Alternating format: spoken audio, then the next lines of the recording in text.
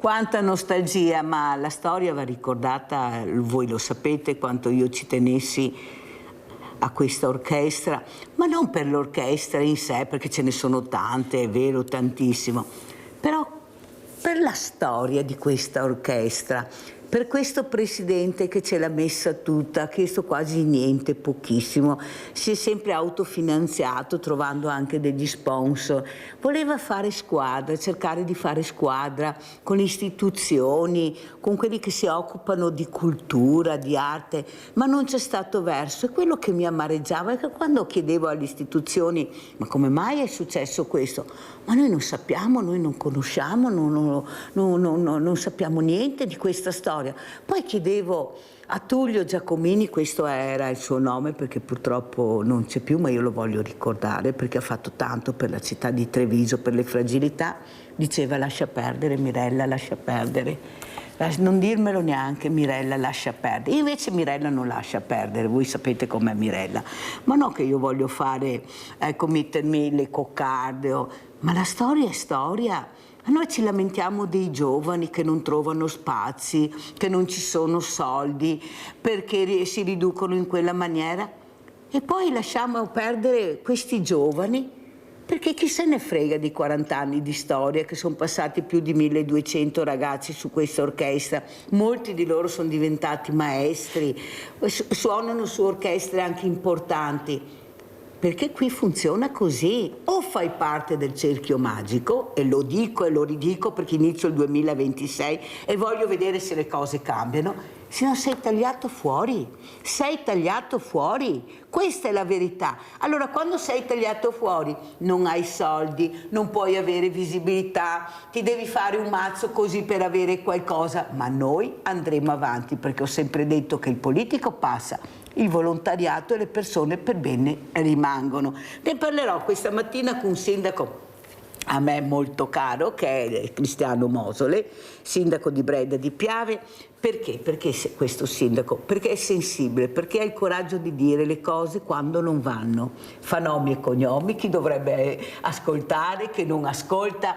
E siccome bisogna anche imparare a dire la verità, sindaco, perché con la polvere sotto il tappeto non ne possiamo più, dobbiamo capire, ecco, come siete presi voi sindaci, lo dico tutte le mattine, speriamo che cambi nel 2026 qualcosa per voi, perché siete l'unico punto di riferimento per i vostri cittadini, dove qualcuno trova la porta aperta, dove per strada vi fermano, perché fate parte della famiglia, questa è la verità, voi fate parte della famiglia, però siete quelli che hanno meno risorse di tutti, meno pagati di tutti e forse i meno ascoltati anche a livello regionale e nazionale. Questo lo penso io, adesso lei mi dica se la Mirella vede sempre così e così o se ho ragione. No. Prego, sindaco. Beh, intanto buongiorno a te Mirella, buongiorno a tutti, grazie per l'invito. Iniziamo il 2026 in maniera scoppiettante. Beh, sì, diciamo che non mi sono mai nascosto nel dire quello che penso, anche se magari va controcorrente, beh sì, ma non lo dico io anche perché sono ancora al mio primo mandato, anche se ormai sono quasi a scadenza, però è vero, ho sempre pensato che i sindaci sono quelli sul fronte, quelli che devono fronteggiare tutto e tutti anche quando le competenze non sono loro ma gli vengono scaricate. Che sentiamo un senso di abbandono? Sì, forse vado bene io a dirlo che non ho tessere di partito in tasca. Lista civica. Lista civica. Poi ne parleremo anche di questo. Sì, sì, va. E quindi dico quello che è effettivamente, però dico anche di contro che basterebbe veramente poco per invertire la tendenza, basterebbe molto poco.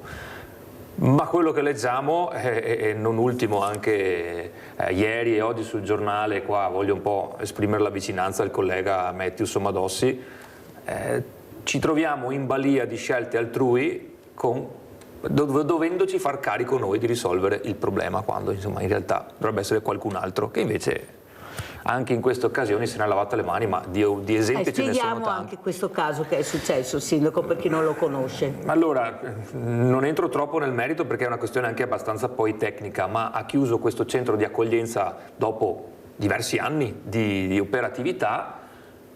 Dove? Spieghiamo anche dove. A Fonte. E cosa succede? Succede che chi avrebbe dovuto lavorare per prevenire, ha lasciato che le cose andassero, e adesso al collega tocca occuparsi di decine e decine di richiedenti asilo che dove vanno, dove li mettiamo, quando altre strutture che ci sono un po' nel territorio sono già sovraffollate rispetto a quello che sarebbe la loro capienza. E tocca a noi. Dopo, se all'interno ci sono anche, come sempre succede, dei minori, la cosa si complica 4 o 5 volte tanto. Chiaro che dopo non è tanto la logistica che magari è una questione economica, si diceva prima, siamo senza risorse, sì, e quel poco che abbiamo dobbiamo anche gestirlo per risolvere problemi che altri hanno causato fondamentalmente. E quindi... Però è anche vero, Sindaco, mi scusi se glielo dico, ma lo sa che io parlo chiaro. Voi avete un'associazione fondamentale, enorme, che sono i sindaci, l'ANCI o sbaglio? Siete in tanti anche. Qual è il problema? Si parlava prima a telecamere spente con il sindaco, che non si riesce a fare squadra da nessuna parte, nel mondo dell'associazionismo ma anche nel mondo dei sindaci. Ci sono quelli favorevoli, ci sono quelli contrari. Se non riesci a fare un bel numero, non riesci a portare avanti quello che avete deciso di fare assieme, perché c'è sempre l'ostacolo. Ma io mi domando, in questo momento così difficile, io adesso penso ad esempio che sta arrivando il grande freddo, perché stamattina si parlava, eravamo -9, diceva il sindaco, che ha guardato la macchina che era fuori. E le persone che non hanno la possibilità di riscaldarsi, perché i soldi costano, riscaldarsi costa tantissimo. Io ieri ho regalato delle stufette perché avevamo il banco aperto a dei diversamente giovani, perché quando sono arrivata ho chiesto loro, ormai li conosco, sono anni che vengono, come sei a casa? Dai Mirella, guarda, e allora cominciavano a farmi vedere le maglie. I strati. Poi alzavano i pantaloni o la gonna, guarda, la gonna, un'altra gonna, 2 paia di pantaloni. Sono i nostri diversamente giovani. Perché i giovani, bene o male, vabbè, in qualche maniera, ma i nostri diversamente giovani, come la mettiamo? Sono quelli che ci hanno cresciuto, sono quelli che hanno sacrificato tantissimo per riuscire ad arrivare a una certa età. Certo che hanno dei fisici eccezionali, questo bisogna dirle, ma dovuto al poco mangiare, al poco tutto, e perciò il fisico si è rinforzato perché lavoravano tanto. E ho detto, ti do la stufetta elettrica. No, Mirella, per carità, boeta, dopo chi che la paga? Pago me. Problemi gatto. Pago me a boeta. Però te scaldi, guai se non te scaldi. Cioè non si può, capite? Non si può non far finta di vedere queste cose come le vedo io. Non si può continuare a fingere che non c'è questo problema di povertà. Non si può girarsi dall'altra parte, visto anche lo spreco di denaro pubblico che c'è, che continua. Sindaco, bisogna iniziare a dire la verità, a togliere quei rami secchi che non servono a niente. Non servono a niente. Dobbiamo capire qual è l'esigenza, qual è la necessità in questo momento, che è l'emergenza di queste persone che a me sono molto molto care. Non possiamo continuare a girarci da un'altra parte. Sindaco, dovete fare forza. Adesso almeno Alberto Stefani, il nuovo presidente della regione, ha detto niente polemiche, sociale, emergenza, primo posto, allora fatevi avanti. Certo. Ha detto questo. Siamo pronti. Ecco, cosa ne pensa di partire in questa maniera, Sindaco? Credo che la partenza del presidente Stefani sia stata una buona partenza, come approccio, come disponibilità, almeno per quello che io ho potuto percepire, perché dopo le cose le seguo vedendo la TV, leggendo i giornali, non ho un contatto diretto. Però mi pare che insomma, ci siano delle buone prospettive. Chiaro, va tutto approfondito, va tutto capito, perché di proposte se ne possono fare tantissime. Mi aspetto che insieme alla proposta e naturalmente la disponibilità a collaborare da parte nostra è massima, mi aspetto che sia una collaborazione. Quindi a fronte di un progetto che a Breda, piuttosto che si possa realizzare, ci sia anche un sostegno economico, perché Il problema, giustamente hai parlato di emergenza, io dico l'emergenza dovrebbe essere il caso isolato, invece viviamo dell'emergenza perché sono decenni che non pianifichiamo e tira la coperta di qua, tira la coperta di là, siamo sempre in emergenza o per un motivo o per l'altro, questo è il problema. Quindi mi auguro che si possa cominciare veramente a pianificare. Sa perché, Sindaco, le chiedo questo e le dico questo? Perché noi andiamo sempre a parare a Roma, è vero, sì. Però è anche vero che c'è una regione con una disponibilità di denaro enorme, perché Roma passa alle regioni, poi la regione divide, o sbaglio? No, perché funziona così, perché la colpa passano sempre il cerino a Roma. No. Sì, ma a Roma ho capito che c'è Roma, ma c'è anche la regione Veneto che ha tante competenze, dove arrivano una montagna di soldi, perché li avete visti? Li avete visti? O non credo che, specialmente nella sanità, specialmente nelle opere, nelle infrastrutture, cioè diciamocela la verità. Allora io direi che sarebbe il caso, prima di arrivare a Roma, di fermarsi a Venezia e vedere come riusciamo a risolvere questa situazione, perché i nostri diversamente giovani sono in emergenza. Sì. Saluto anche il dottore e ringrazio veramente Marco Guidarini, presidente Associazione Motociclisti Incolumi. Buongiorno dottor Guidarini, grazie di essere qui, parleremo anche con lei. Io ho molto piacere di avere il dottor Guidarini, oltre che medico, è una persona molto sensibile con il sociale. Lui ha cercato anche lui di mettere la famosa goccia nell'oceano per cercare di fermare questi stragi con le motociclette, questi ragazzi, questi giovani. Come vede la situazione, dottor Guidarini, sia dal punto di vista sanitario, ma per quello che riguarda anche gli incidenti sulle strade? Prego, dottor Guidarini, e grazie. Buongiorno a tutti. Allora, la situazione con le moto, soprattutto con i veicoli a due ruote, sta peggiorando, perché stanno peggiorando le infrastrutture. Io questo purtroppo l'avevo previsto, sperando di sbagliarmi, ma l'avevo previsto già 10 anni fa, quando vedevo che sulle strade, con una ignoranza ergonomica enorme, vengono moltiplicati gli ostacoli fissi, vengono diffusi ostacoli fissi, pali, paletti, segnali di pericolo generico. È assurdo con segnali di pericolo generico il pericolo è il palo. Io sono un motociclista, ma sono anche un medico, un traumatologo. Purtroppo ho rilevato incidenti gravi e anche mortali per ragazzi e anche adulti, finiti contro un segnale di pericolo generico quando c'era il campo. E quindi aumentando gli ostacoli fissi, che sono le cause di lesioni, le vere cause di lesioni, aumenteranno con i veicoli a due ruote anche le vittime. Infatti i dati Istat indicano che gli incidenti gravi e le vittime con veicoli a due ruote sono in pieno aumento. Le autovetture sono in lieve diminuzione assolutamente sotto a quello che ci aveva imposto la Comunità Europea, però le autovetture, perché hanno fatto tanta ricerca nei sistemi di protezione attiva e passiva delle auto, ABS, SP, cinture di sicurezza, pretenzionatori, airbag, eccetera. Quindi chiaramente l'autovettura protegge contro un paletto, un segnale di pericolo generico. La moto, per quanto uno abbia un buon casco, infatti sono paradossali alcuni cartelli, ho le foto, che degli amministratori indicano: mi raccomando, usa un buon casco, e hanno messo questo segnale con un palo di 10 cm di diametro proprio a margine della strada. Ecco, io vorrei scrivere sotto a questo palo che anche con il miglior casco del mondo, se uno urta a 40 km/h, che in fisica sono 11 metri al secondo, non c'è vertebra cervicale che possa reggere all'urto, il casco è inutile. Quindi bisognerebbe prendere l'esempio dagli autodromi. Negli autodromi sono aumentate, le velocità sono raddoppiate negli ultimi 50 anni, ma hanno limitato e anzi hanno tolto gli ostacoli fissi. Chiaramente le strade non possono diventare autodromi, ma bisogna prendere spunto dalle eccellenze, cioè dai laboratori di ricerca migliori, dove si fanno le gare con moto che viaggiano a 300 km/h.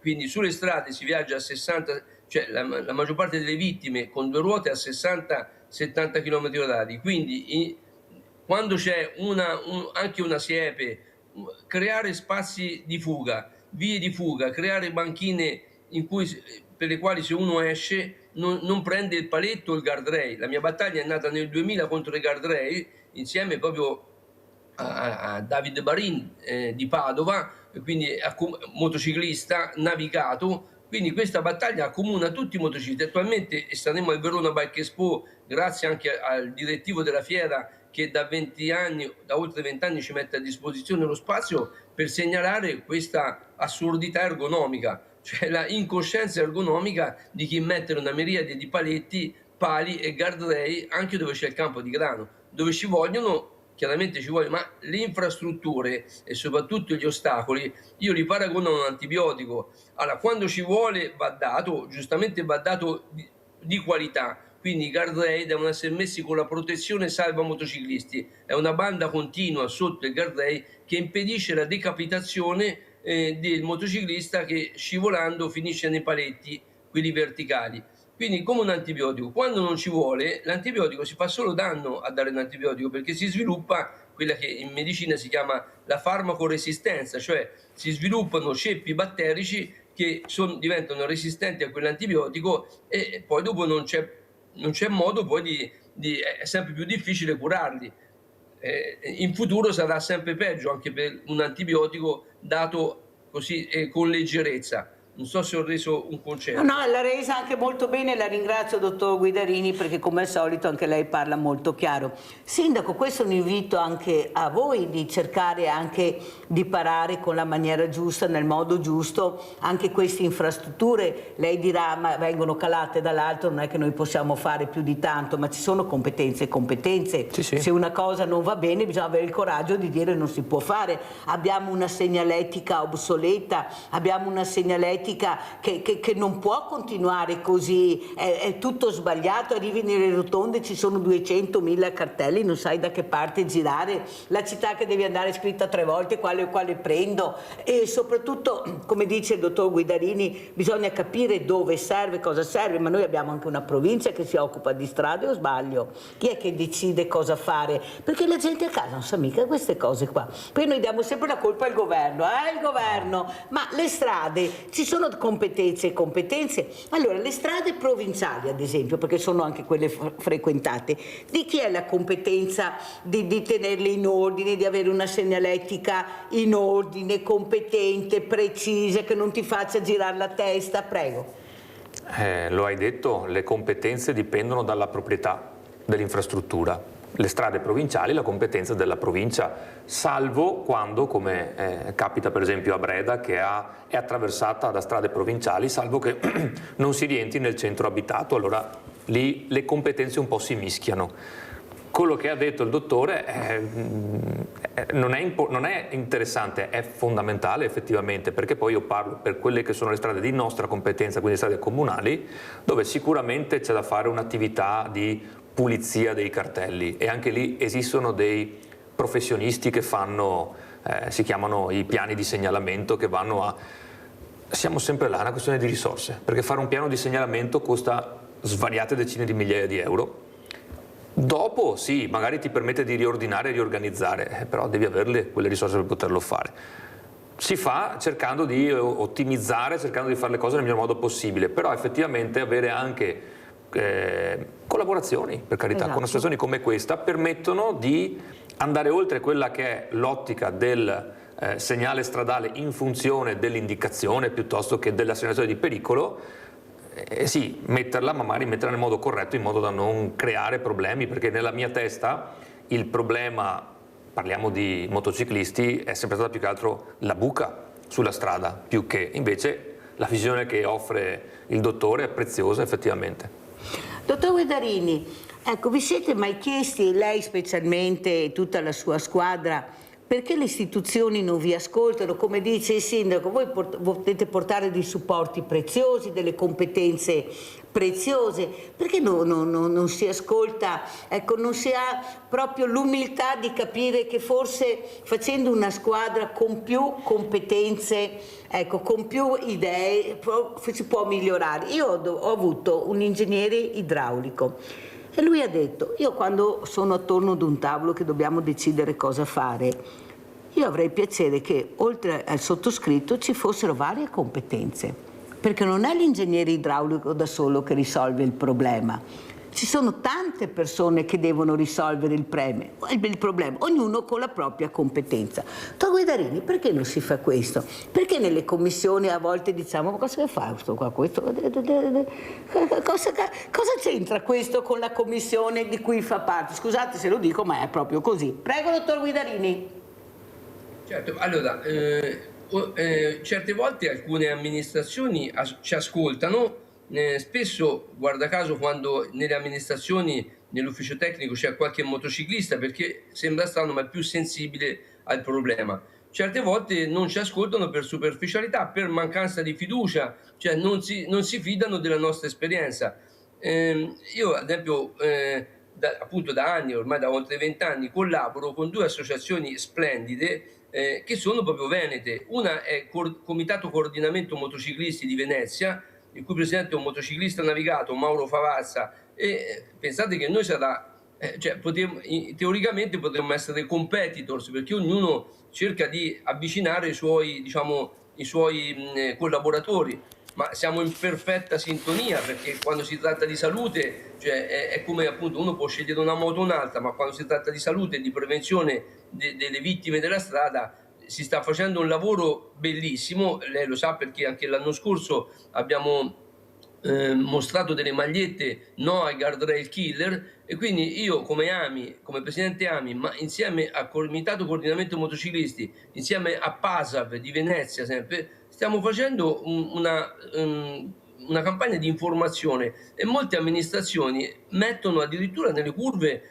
soprattutto anche con Coordinamento Motociclisti e PASAV, hanno messo i dispositivi salva motociclisti aggiuntivi. Purtroppo una legge, secondo me a dir poco, uso un eufemismo, incosciente, che è la legge Toninelli del 2019, ha di fatto impedito anche a amministrazioni private, anche ad enti privati come siamo noi, quando ci avevano qualche soldo, di poter mettere in sicurezza una curva dove magari c'è morto qualche ragazzo. Cioè, se noi abbiamo dei soldi non possiamo mettere delle protezioni aggiuntive sotto un guardrail killer, perché con la legge Toninelli del 2019, spacciata per decreto salva motociclisti, invece io da medico traumatologo dico che è un decreto taglia motociclisti, perché praticamente impedisce di mettere in sicurezza questi guardrail killer, e praticamente dal 2019 è sempre più difficile. Quindi si possono mettere solo guardrail ex novo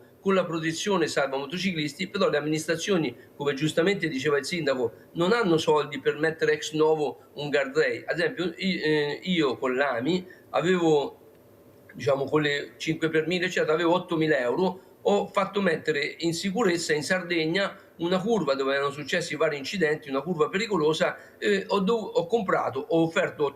offerto noi dell'AMI 8.000 euro e abbiamo messo in sicurezza una curva con un guardrail nuovo con la protezione salva motociclisti. Però abbiamo dovuto mettere tutto il guardrail. Se avessimo potuto comprare le protezioni come si faceva prima del 2019, io avrei messo in sicurezza 3 curve e non una curva sola. Allora, con donazioni private, con un impegno delle amministrazioni, con anche lo Stato poi deve fare la grande parte, perché le strade italiane devono essere messe in sicurezza dallo Stato e non dai privati. Però ha visto tante volte quando c'è un amico che muore in quella curva, è facile fare una raccolta fondi, dice mettiamo in sicurezza almeno quella curva, non si potrà mettere in sicurezza tutte le strade. Potrebbe essere un esempio per lo Stato per fare prevenzione. La prevenzione purtroppo è la grande lacuna di tante amministrazioni, non di tutte, appunto. Mi piacerebbe anche instaurare una collaborazione con il sindaco,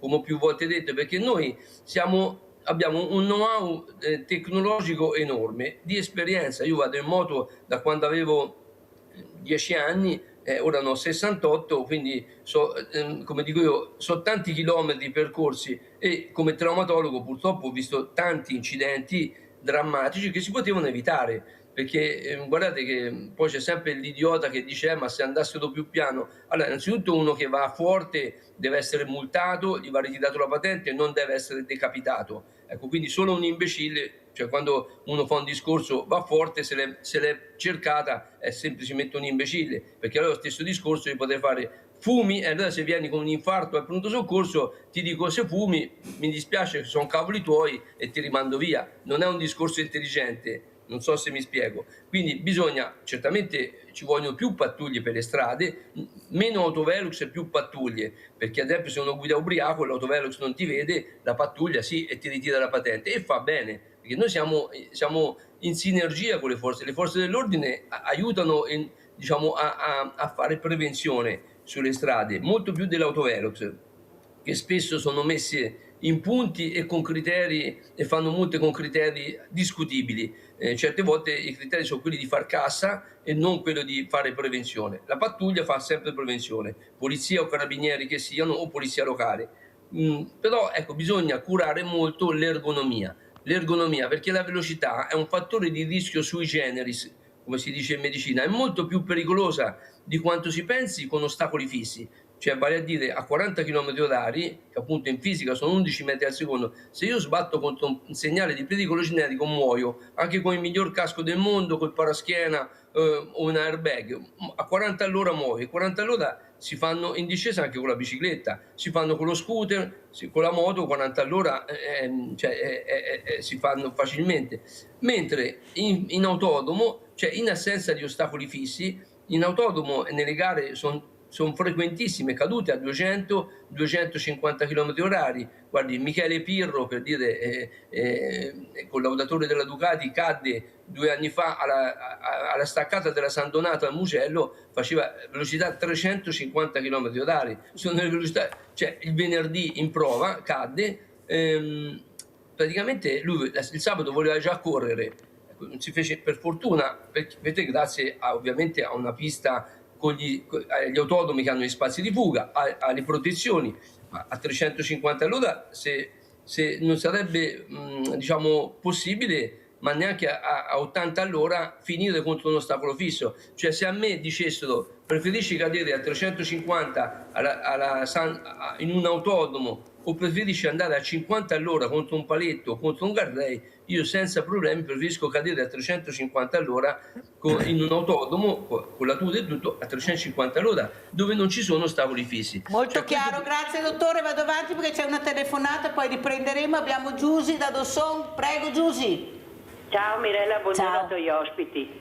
E ora Mirella mi cambio discorso di sti putei di qui a chi gli ha tolti i suoi genitori anche a qui, perché viveva in mezzo al bosco, ma ragazzi, ma possono stare dove che vuoi, basta che abbia messo a posto a casa, che abbia tutti i suoi servizi, chi va a scuola che li porta a scuola a mattina, perché guarda chi ha detto anche stamattina che sti bambini stanno dando di testa, e anche i genitori. Ma come fa tu togli sti bambini che si stai abituati per 5-6 anni, 7-8 che hanno, a prenderli e portarli su una casa che loro non sono abituati? E ho visto stamattina ma che corrono in bicicletta come gli orsi dentro su una gabbia. Ma dove siamo arrivati? Ma stiamo scherzando? I genitori si ammalano anche loro? Ma cosa stanno facendo? Guarda che, come ho detto ancora, che quando uno dice crepi il lupo mi viene da vomitare, perché il lupo prende per il collo i suoi piccoli e li porta al sicuro, e quelli là devono stare coi genitori a casa loro.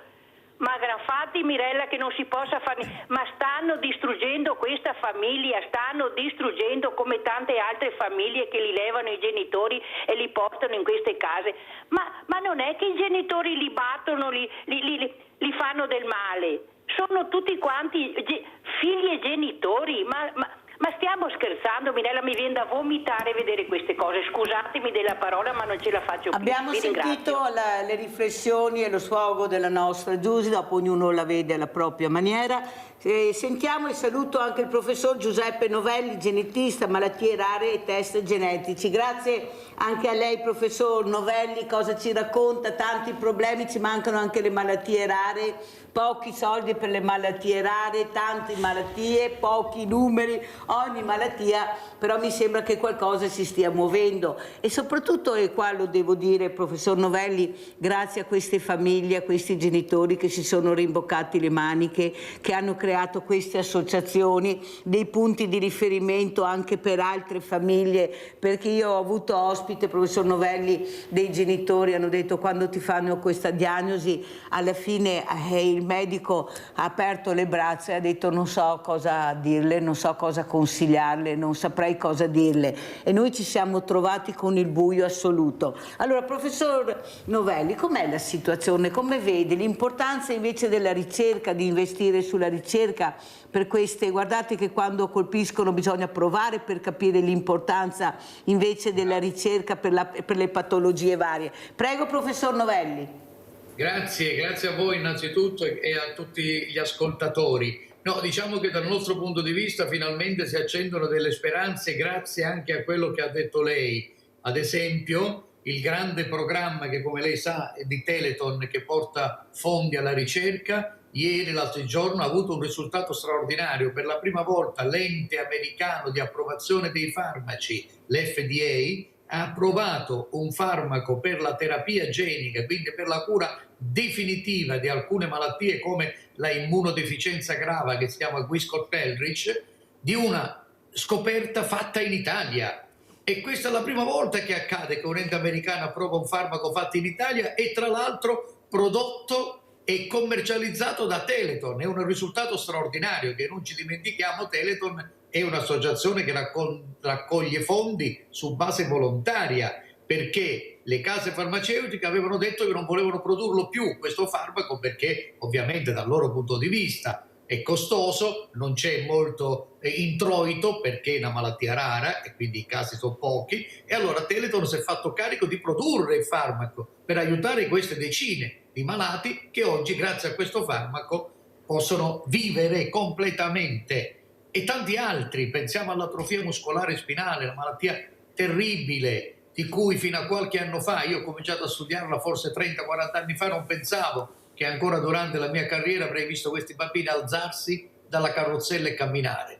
Ecco, è qualcosa di straordinario, è un farmaco cosiddetto a RNA e che funziona e che questi bambini si alzano e camminano, è qualcosa di incredibile. Grazie alla ricerca abbiamo dei risultati straordinari. Io dico sempre quando vado a parlare in giro che viviamo in un mondo veramente paradossale, perché io invidio i giovani di oggi che studiano medicina, biologia, perché hanno delle tecnologie straordinarie per poter leggere il DNA, riscrivere il DNA, curare delle malattie fino a qualche anno fa incurabili, e noi che dobbiamo fare? Dobbiamo pensare alla guerra, al petrolio e a tutto il resto. Non abbiamo mai avuto dei risultati così belli nella ricerca medica ed è quello che dobbiamo sostenere. Allora, professor Novelli, adesso le faccio vedere un servizio che abbiamo mandato ieri nei nostri telegiornali di Media Nord-Est, perché è un video che fa molto riflettere. Andiamo a vedere questa azienda ospedaliera, Hospice Pediatrico. Andiamo a vedere.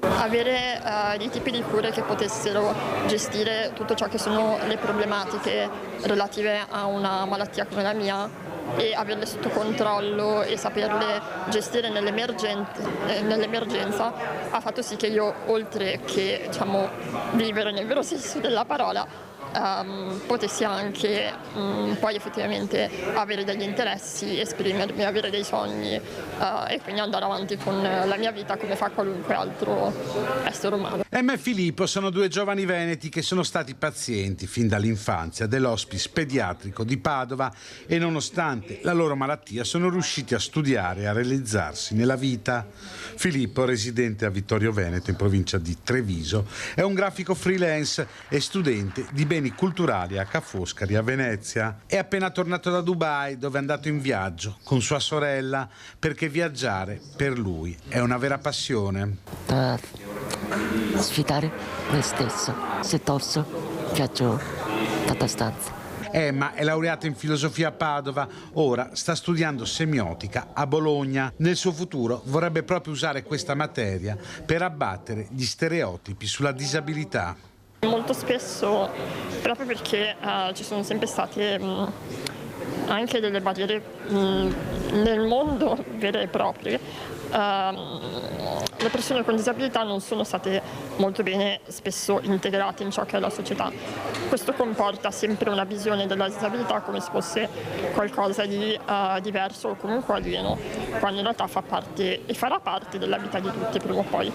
Il nuovo hospice pediatrico di Padova giunge al traguardo, quindi è stato deliberato alla vigilia di Natale l'affidamento dei lavori dopo che la Fondazione La Miglior Vita Possibile aveva donato il progetto esecutivo della nuova casa dei minori sottoposti a cure palliative, un'opera già finanziata per oltre 10 milioni di euro. La prima pietra dovrebbe essere posata entro 6 mesi. È un grande impegno da tutti i punti di vista, etico, civile, sociale, ma che viene fatto davvero convintamente da tutti perché la causa è importante, la causa di garantire a questi ragazzi, bambini colpiti da una malattia difficile e spesso rara e quindi anche complessa da combattere, quella che noi definiamo come la miglior vita possibile.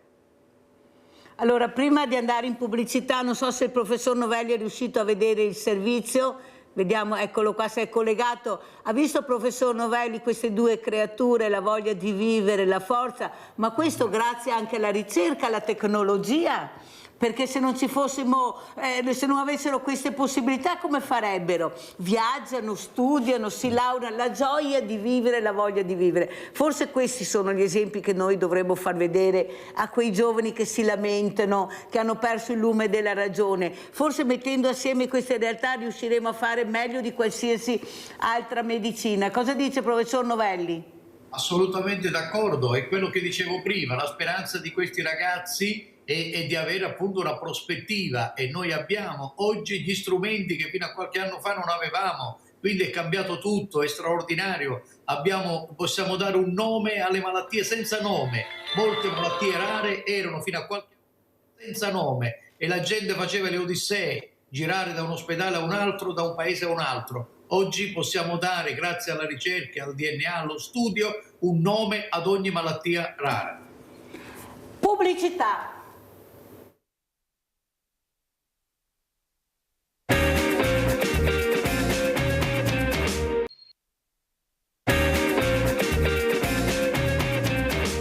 Dottor Marco Guidarini, come commenta le parole che ha sentito sia del professor Novelli che del sindaco, l'importanza di fare squadre, di mettere assieme le varie competenze per veramente migliorare la qualità della vita non solo agli italiani, ma direi in Europa a sto punto, perché i problemi sono sempre quelli. Ecco, molti soldi arrivano anche dall'Europa con il famoso PNRR, forse investiti in maniera anche diversa sarebbe stato anche meglio qualche volta. Prego, dottor Guidarini.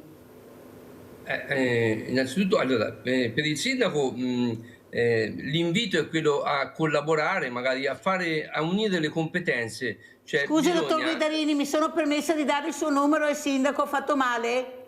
Ha fatto benissimo, perché con pochi sforzi, certe volte risparmiando soldi, perché giustamente, come dice il sindaco, i problemi economici ci sono, ma certe volte fare con una ruspa una breve via di fuga costa molto meno e è molto meno pericolosa che mettere un paletto, un guardrail e un paletto. Quindi certe volte delle semplici vie di fuga, anche con del verde, con della siepe, non alberi a fusto, ma della siepe, è molto più sicuro e può salvare delle vite.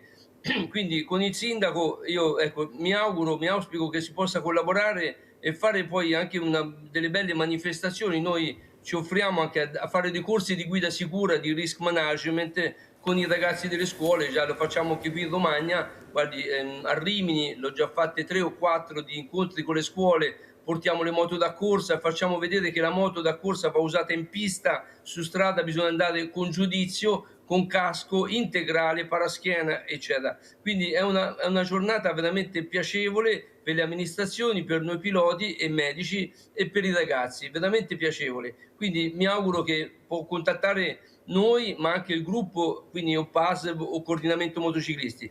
Per il professor Novelli, devo dire, gli dico solo una cosa: sono orgoglioso di essere un medico e sarebbe auspicabile che in Italia si comprendesse il valore della ricerca scientifica. Purtroppo noi italiani, che siamo il popolo più creativo del mondo e il cervello italiano è apprezzato in tutto il mondo, quando andiamo in America, in Giappone o in Cina, dispiace vedere che per la ricerca scientifica in Italia si spende lo 0,9% del PIL, mentre gli Stati Uniti spendono il 5% del PIL, la Gran Bretagna, Francia, eccetera, altri paesi spendono tutti sopra il 2-3% del PIL.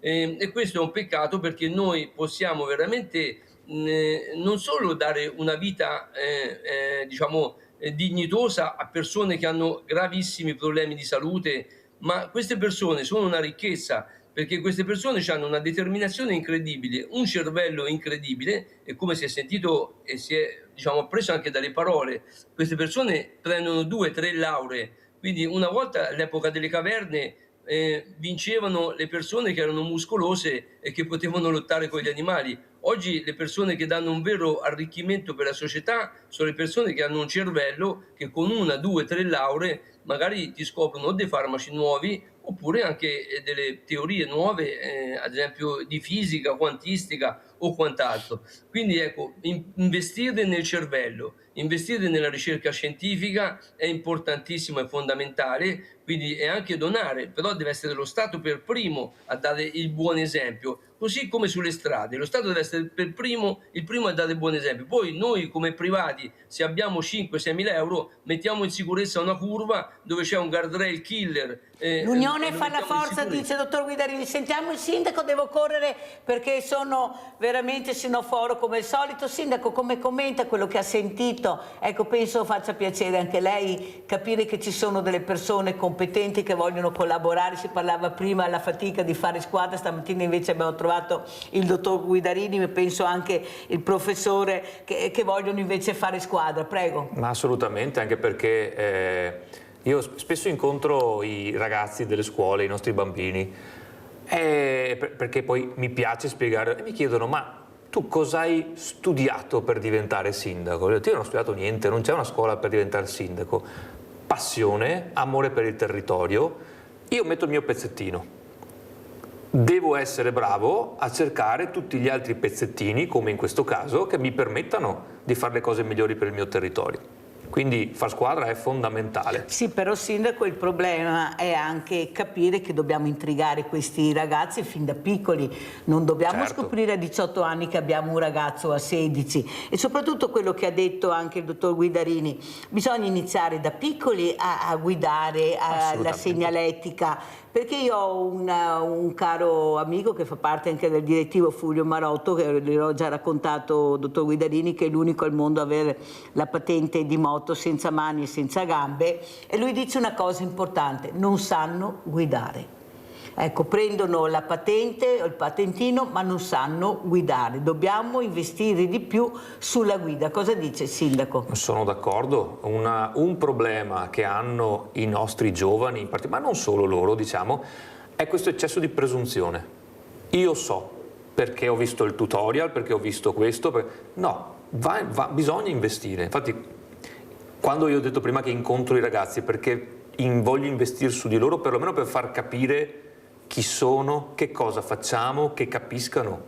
Perché se parlo con tanti loro genitori non hanno idea di cosa debba fare. Il sindaco deve risolvere, a fargli andare con le minimoto e non si vedono più, sparito tutto. Colgo veramente, intanto ti ringrazio per il contatto, colgo l'invito e chiamerò sicuramente il dottor Guidarini per intanto cominciare a capire come possiamo effettivamente noi migliorare su quella che è la sicurezza stradale, e poi per poter mettere in campo effettivamente delle azioni che vadano verso l'educazione, la formazione. Saper guidare, iniziare a capire di saper guidare. Allora, professor Novelli, io le chiedo, siccome lei si è collegato in ritardo, se riusciva a rimanere con me nella seconda parte, un pochino, professore, perché avrei il professor Ugo Moretti, penso che lei lo conosca, che è il direttore del Centro Regionale di Farmacovigilanza, e ho anche il dottor Alvise Montanari, specializzando in chirurgia plastica.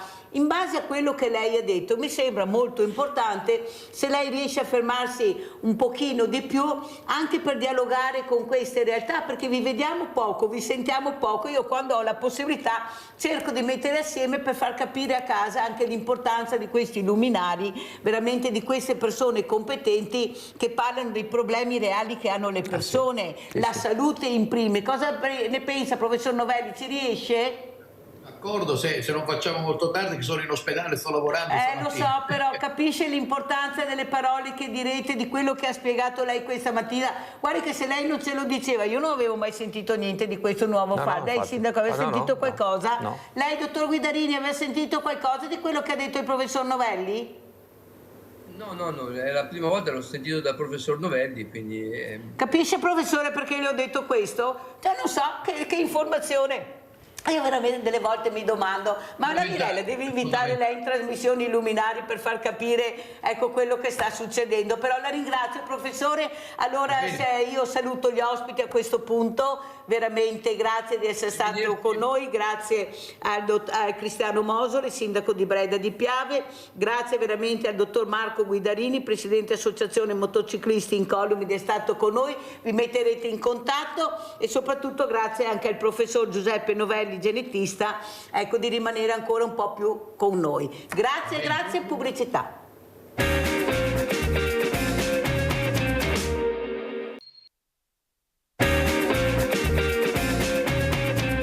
E saluto veramente il professor Ugo Moretti, direttore Centro Regionale di Farmacovigilanza, di essere qui con noi.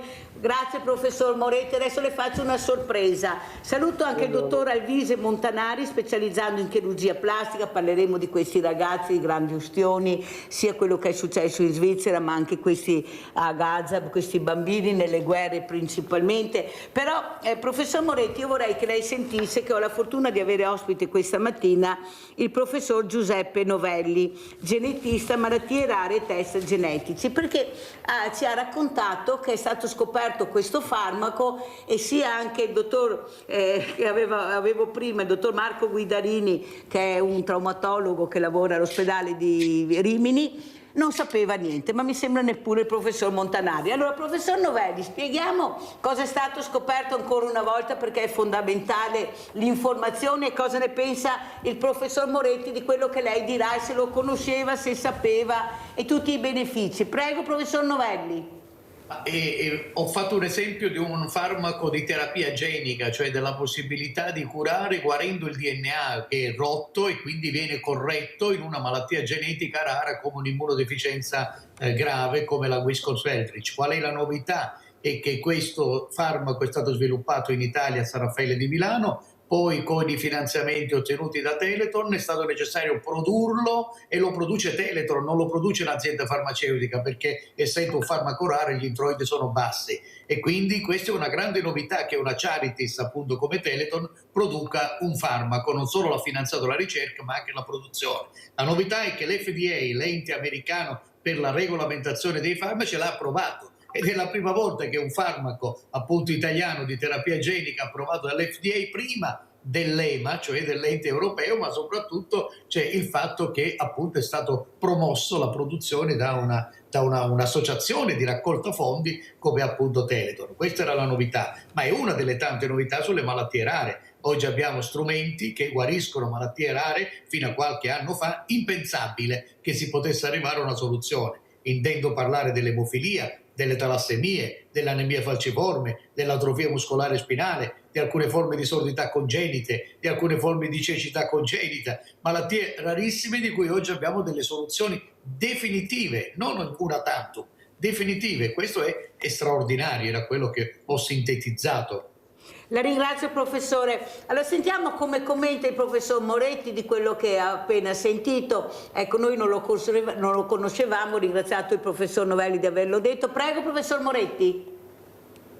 Sì, guardi, il tema, come è stato detto, della terapia genica, cioè praticamente di una terapia che va a modificare il nostro corredo genetico per risolvere situazioni che evidentemente, come è stato ricordato, sono rare ma molto gravi, ed è ovviamente lo sviluppo, diciamo, della ricerca in ambito della terapia in generale, non solo la terapia genica, ma tutta la terapia oncologica sta facendo progressi enormi in questo campo. Io credo che sia chiaramente importante ricordare questo, che magari è collegato anche al modo con cui è stato detto, è stato sviluppato questo farmaco, che queste nuove terapie, che in genere sono però rese disponibili e sono molto costose, dobbiamo ricordare sempre che dobbiamo porci il problema della sostenibilità, perché soprattutto per diciamo, patologie che magari non come le malattie rare, ma interessano un numero elevato di pazienti, è importante che siano terapie che siano sostenibili nell'ambito del nostro sistema sanitario nazionale e quindi accessibili un po' a tutti. Questo un po' credo che sia importante ricordarlo, perché altrimenti diciamo, abbiamo farmaci magari che sono nuovi e importanti, ma che non sono poi diciamo, sostenibili o sostenibili solo per chi insomma, economicamente ha una situazione più agiata. Insomma. Professor Moretti, ma non le sembra che manchi un po' l'informazione di quello che si trova, di quello che avviene? Io parlavo prima col dottor Montanari, ecco anche negli ospedali non è che ci sia questa unione di conoscenze. Io vado all'ospedale ma delle volte non so ecco, dove posso essere indirizzato, no, non è che ci sia tutta questa informazione anche nei farmaci, o sbaglio, ma anche nelle farmacie a volte. Perché non c'è questa informazione? Ma come io devo invitare il professor Novelli per capire che c'è questo farmaco magari, ecco, mi sembra una cosa strana, professor Moretti, ma cos'è che in questo paese non si riesce mai ad avere la trasparenza su niente?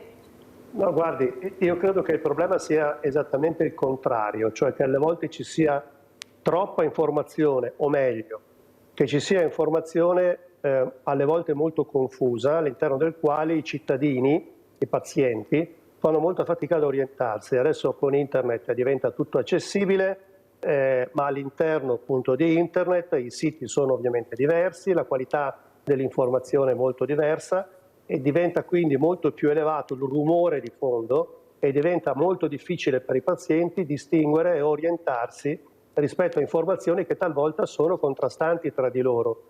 Cioè non dimentichiamo che una volta diciamo, il riferimento era probabilmente uno solo, no? Il proprio medico di famiglia o il medico specialista da cui si andava. Adesso ormai un computer davanti può essere magari più difficile per le persone anziane, ma insomma il modo di informarsi è cambiato molto in sostanza e quindi è molto importante poter avere delle fonti informative che siano, come dire, attendibili e quindi su cui il paziente possa, diciamo, informarsi in maniera corretta, perché talvolta c'è molta confusione. Sentiamo il dottor Montanari come commenta anche rispetto a quello che si diceva prima, prego, negli ospedali, certo. L'importanza della comunicazione. Io sono d'accordo sia col prof, devo dire, da questa parte per quanto riguarda magari appunto l'accesso a troppe informazioni che a volte disorienta il paziente o chi appunto ricerca queste cure. E poi collegandomi al discorso delle malattie rare, e lì in effetti quello è un problema che effettivamente noi lo vediamo da un punto di vista chirurgico, perché noi a Padova ci occupiamo appunto delle malattie rare, prossimamente anche il 28 febbraio facciamo sempre delle attività di formazione riguardo le malattie rare e lì il problema è proprio che effettivamente essendo rare c'è poco personale anche sanitario che è preparato o che ha un'expertise necessaria, adesso faccio riferimento soprattutto dal punto di vista chirurgico, per affrontare queste patologie.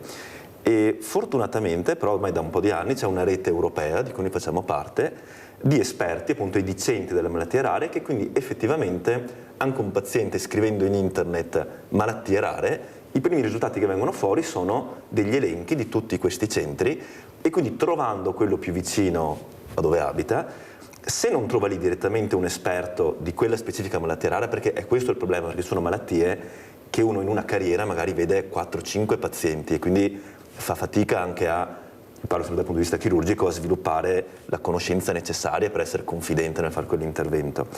Però in quel caso c'è questa rete, quindi possono essere rimandati nei centri magari più grandi o specializzati in quella specifica malattia rara.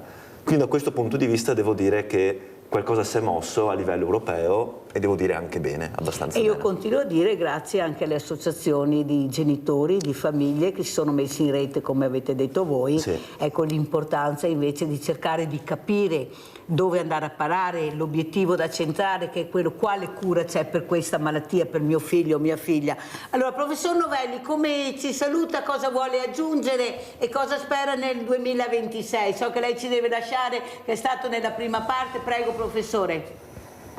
Sono d'accordo con quello che è stato detto dai colleghi. Naturalmente la qualità dell'informazione è importante, ma è quello che facciamo tutti i giorni. Io passo molto tempo, come lei sa, scrivendo sia libri di divulgazione sia articoli. Ho scritto un articolo adesso sul punto F di farmacie, che va a 20.000 farmacie, proprio per far capire come è importante la genetica quando uno prende un farmaco, perché non tutti i farmaci funzionano allo stesso modo. E il collega lo sa molto bene. Allora va capito bene che alcuni test genetici non possono essere fatti dovunque. Un test genetico è un test importante, non è un'analisi qualunque di laboratorio, quindi va non solo fatto ma interpretato, e per interpretare ci vogliono persone competenti e strutture che siano accreditate e qualificate. Quindi informarsi sempre bene, informarsi anche su internet, ma oggi è facile andare a vedere se uno è uno che ha fatto qualcosa su quella roba oppure è un ciarlatano, è facilissimo. Una volta invece bastava dire ecco io sono un premio Nobel, ma oggi si può dimostrare, quindi la gente deve informarsi leggendo bene da chi va quando va a farsi fare dei test, come nel mio caso, oppure una terapia in un appartamento piuttosto che in una clinica autorizzata e accreditata. Ecco, tutto qui. Professor Novelli, invece alla politica, al governo, cosa chiederebbe lei come genetista? La cosa è quello che faccio anche in questi giorni. La settimana prossima sarò al Ministero proprio a discutere di questi aspetti, di finanziare e di stare attenti ai progetti, non solo alle guerre, purtroppo devo dire. Oggi viviamo in un mondo paradossale, abbiamo risultati straordinari per la cura delle malattie, non solo rare, ma anche, come è stato detto, per i tumori e quant'altro, e abbiamo visto che quando c'è un interesse grande, pubblico, Stato e privati lavorano insieme, si arrivano ai risultati. È stato fatto un vaccino per il Covid, come sappiamo, in meno di 4 mesi, una volta ci volevano 15 anni. Cosa significa? Che oggi c'è la tecnologia, ma ci vogliono risorse e capacità politiche di andare d'accordo, privato e pubblico. Questo è secondo me la strada giusta. Grazie veramente, grazie professore. Ringraziamo il professor Giuseppe Novelli di essere stato con noi, buon lavoro e sempre grazie. Allora sentiamo anche il professor Moretti come commenta quello che ha detto. Veramente una cosa importante, Novelli, bisogna fare squadra, bisogna unire le forze, bisogna informare. Io penso che un ruolo importante dovrebbe averlo anche il medico di famiglia, è l'unico punto di riferimento anche per i diversamente giovani, per quelli che non riescono ad operare questi nuovi strumenti perché non gliel'hanno insegnato, non perché non siano in grado di farlo. In altri paesi europei questi diversamente giovani adoperano i tablet, ecco, i smartphone in maniera diversa, ma perché gliel'hanno insegnato. Noi abbiamo dato loro la carta di credito subito, vai, ecco, non sapevano neppure cos'era, poveretti. E anche i farmaci, ecco, l'importanza di conoscere i farmaci, di sapere cosa prendere. Lei lo sa, forse gliel'ho già detto, professor Moretti, che ho avuto diverse volte ospite il professor Garattini, il quale era molto arrabbiato per gli antibiotici, per gli integratori, ecco, e questo è dovuto all'informazione, c'è niente da fare. Tu non puoi fare il fai da te con i farmaci, con gli integratori che costano anche tantissimo. Poi dice, ecco, cosa ne pensa? L'importanza del medico di famiglia, perché è quello dove, ecco, si confronta questo paziente, e abbiamo dei pazienti che non sono in grado di capire, di sostenere. Io quando vado in farmacia, professore, vedo che nelle scatole si fanno scrivere orari, colore, perché poi siamo così, ma non è colpa di queste persone, non diamo la colpa alle persone. C'è stata un'informazione che non è stata corretta, a mio avviso, anche nei farmaci. Prego. Sì, guardi, allora ovviamente il discorso, come lei ha detto giustamente, è molto importante. Suggerisco, comunque ribadisco l'importanza di avere, come dire, un approccio integrato, di fare squadra da questo punto di vista e non semplicemente demandare tutto al medico di famiglia, che ha chiaramente un ruolo molto importante. Però adesso io ricordo di aver letto dei dati che dicono che insomma, i pazienti più o meno trascorrono col medico di famiglia circa 2 ore all'anno, quindi capisce bene che stiamo in un contesto nel quale proprio per il successo delle cure. Noi abbiamo pazienti che sono sempre più complessi, sempre più complicati, perché ci sono malattie che sono curate in modo più efficace rispetto ad anni fa, e quindi pazienti che diventano cronici. Basta pensare per esempio all'AIDS, quando è uscito fuori è una malattia mortale, adesso di fatto è una malattia cronica. Allora il successo delle terapie, che quindi fa vivere più a lungo le persone, rende però i pazienti chiaramente fragili, più complicati rispetto ad una volta, e quindi è molto importante che ci sia una collaborazione nel poter seguire questi pazienti, nel poter dare informazioni che siano, come dicevamo prima, qualitativamente e scientificamente valide, perché molto spesso appunto in internet si trova un po' di tutto inserito dentro, ma poi soprattutto vengano spiegate in maniera comprensibile ai pazienti. E quindi in maniera che tutti possano capire l'importanza di una... Professore, ma abbiamo dei bugiardini che sono lunghi così, a quando lo apriamo non ci viene neanche voglia di leggere, non riusciamo neanche a capire cosa succede, è più grande il bugiardino che la scatola e le pastiglie fra poco, prego.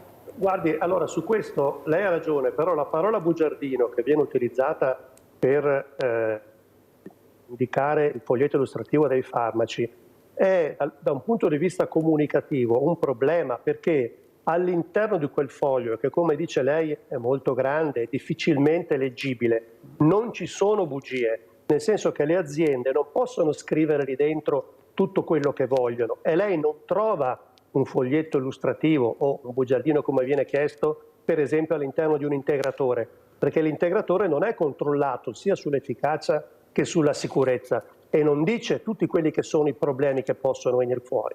Allora si può discutere sulla leggibilità del foglietto illustrativo e di come comunicare, però il nome bugiardino sottintende che lì dentro ci siano delle cose non vere, e in realtà non è così, perché anzi è la prima fonte di informazione per gli operatori sanitari, cioè per quelli che sono magari in grado di capire meglio quello che è le informazioni che sono scritte, capisce? Quindi il vero problema è rendere la comunicazione efficace e comprensibile, ma è importante che siano anche dette le cose, perché se lei prende un integratore lei non sa quelli che sono i rischi che lei corre prendendo quel determinato farmaco, mentre invece dove c'è un foglietto illustrativo vengono elencati non solo i problemi che possono venire fuori, ma anche con quanta frequenza vengono fuori. E quindi è molto importante ricordare che qualunque farmaco si trascina dietro molti vantaggi, ma anche dei rischi. È vero, però è anche vero, professor Moretti, che non è che noi non crediamo, almeno io dico quello che sento, sa professore, a quello che c'è scritto, è che non riusciamo proprio a capire.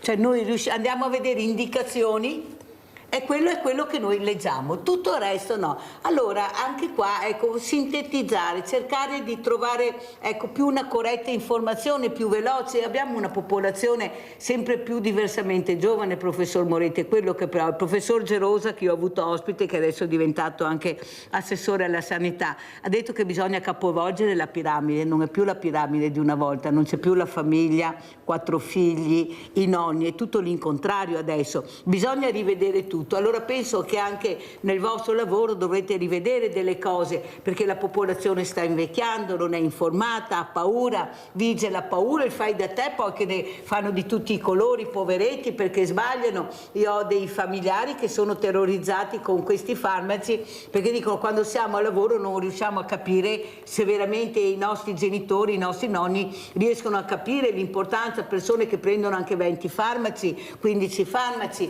Ecco, anche qua a mio avviso, professore, ci vorrebbe più informazione, non c'è niente da fare, più personale. Ecco, queste case di comunità che si spera che partono in Francia sono fallite, noi qua le rifacciamo, non so come andrà a finire, vedremo. Forse, ecco, mettere a disposizione di queste persone, ecco, più informazione. Io li vedo veramente impauriti, ecco, non ci vedono, leggono male, tanti mangiano male. Guardate, veramente, io purtroppo devo dirlo, ho questo banco solidale, professore, forse l'ho già detto anche al dottor ma non ci vedo chiaro da parte dei diversamente giovani. Sono molto, molto preoccupata, professore, e non va bene perché sono quelli che ci hanno fatto diventare grandi, con grandi sacrifici, ecco, con grande lavoro, con tanti stenti. Noi forse ci dimentichiamo, cosa dice, come ci stiamo dimenticando di questi bambini nelle guerre che bruciano, poi arrivano da voi. Abbiamo visto cosa è successo in Svizzera. Cosa ci dice, dottore? Com'è la situazione dal suo punto di vista? E anche questi ragazzi ustionati, raccontiamo che percorso veramente terribile dovranno fare, specialmente i più giovani. Ecco, per noi non sapevamo ad esempio che il più giovane avrà un percorso ancora più difficile. Prego. Sì, sono percorsi molto... Allora, le ustioni, purtroppo, ma fortunatamente, spesso ce ne dimentichiamo perché sono comunque degli eventi, almeno qui diciamo nella nostra situazione, abbastanza rari, ok? Ed effettivamente in Italia non ci sono tantissimi reparti specializzati, cioè i centri grandi ustionati. Qui in Veneto ne abbiamo 2, diciamo noi a Padova e Verona. L'ustione però è una patologia estremamente grave, perché noi dobbiamo immaginare che non si tratta semplicemente di un trauma superficiale della cute, ma quando questi pazienti sono grandi ustionati, quindi parliamo di più del 20% della superficie corporea, ci sono effettivamente delle problematiche metaboliche, infettive, che coinvolgono tutto l'organismo e necessitano magari della terapia intensiva, della rianimazione e di degenze di mesi e mesi. A volte succede per ustionati che vanno oltre il 50%, che rimangono ricoverati anche più di un anno. Esatto. E voi quindi immaginate, dopo un anno di ricovero, tutto quello che viene dopo poi in termini di fisioterapia, di ripresa della mobilità. Poi appunto la cute, noi adesso abbiamo molte metodiche anche avveniristiche, diciamo, per farla guarire, dalla banca dei tessuti, dalla rigenerazione dei tessuti in vitro. Proprio in Svizzera ci sono delle aziende che stanno in qualche modo che coltivano la pelle, prendono dei piccoli campioni di tessuto e riescono ad espanderle in laboratorio in modo da poter poi coprire queste aree ustionate. Però appunto la pelle, una volta che viene ustionata, quando guarisce, poi guarisce con delle caratteristiche diverse, quindi con delle cicatrici retraenti, a volte deturpanti se riguardano il volto, e quindi poi richiedono anche diversi interventi, a volte percorsi di anche decine di interventi per ripristinare, diciamo, la corretta morfofunzionalità. Quindi ben inteso, se si riesce a salvare la vita a questi pazienti, perché i grandi ustionati, quando parliamo di oltre il 30-40%, c'è un alto rischio comunque di un'alta mortalità. E comunque si comincia sì un percorso che è molto lungo, fatto di tanti interventi, lunghe degenze e lunga fisioterapia e riabilitazione. Io, dottor Montanari, ho avuto la fortuna di conoscere una famiglia della piccola Giada, che saluto e ringrazio. Sono venuti anche ospiti, abbiamo cercato anche di aiutarli in qualche modo. La piccola Giada purtroppo soffre del nevo melanocitico gigante, perciò ha iniziato fin da piccolissima a fare questi interventi, ne ha già fatto mi sembra 12 o 13, e questi genitori erano terrorizzati perché il medico, il chirurgo che la operava andava in pensione e non c'erano molti centri che curavano e chirurghi specializzati in questo a curare la piccola Giada. Soprattutto però, e qua lo devo dire, all'accompagnamento che ha avuto Giada invece negli ospedali, dove questa bambina entra in sala operatoria come entrasse a Luna Park, gioiosa, la voglia di vivere, anzi lo racconto spesso perché fanno capire l'importanza del bambino, come vive la situazione, anche la situazione peggiore, che diceva quando era in sala operatoria al chirurgo: guarda che questo è il braccio, perché questo devo dipingere con questo qua, guarda, stare attento. Capite l'importanza di accompagnare in percorsi così difficili queste creature? Ecco quello che ha detto lei, un anno di ospedale, bisogna che ci sia oltre al chirurgo proprio la squadra che si parlava prima, ecco questa squadra importante fatta di più realtà per accompagnare. Ecco, siamo in grado di fare questo con la situazione, no, perché bisogna anche dire la verità, con la situazione e i numeri che abbiamo, dottore. Allora, noi ovviamente ci proviamo. Allora, il rischio, essendo appunto sempre una perenne ristrettezza di tempi, mezzi, risorse, è quello di rischiare di non dedicare le giuste attenzioni non solo all'atto chirurgico di per sé, ma alla gestione a 360 del paziente.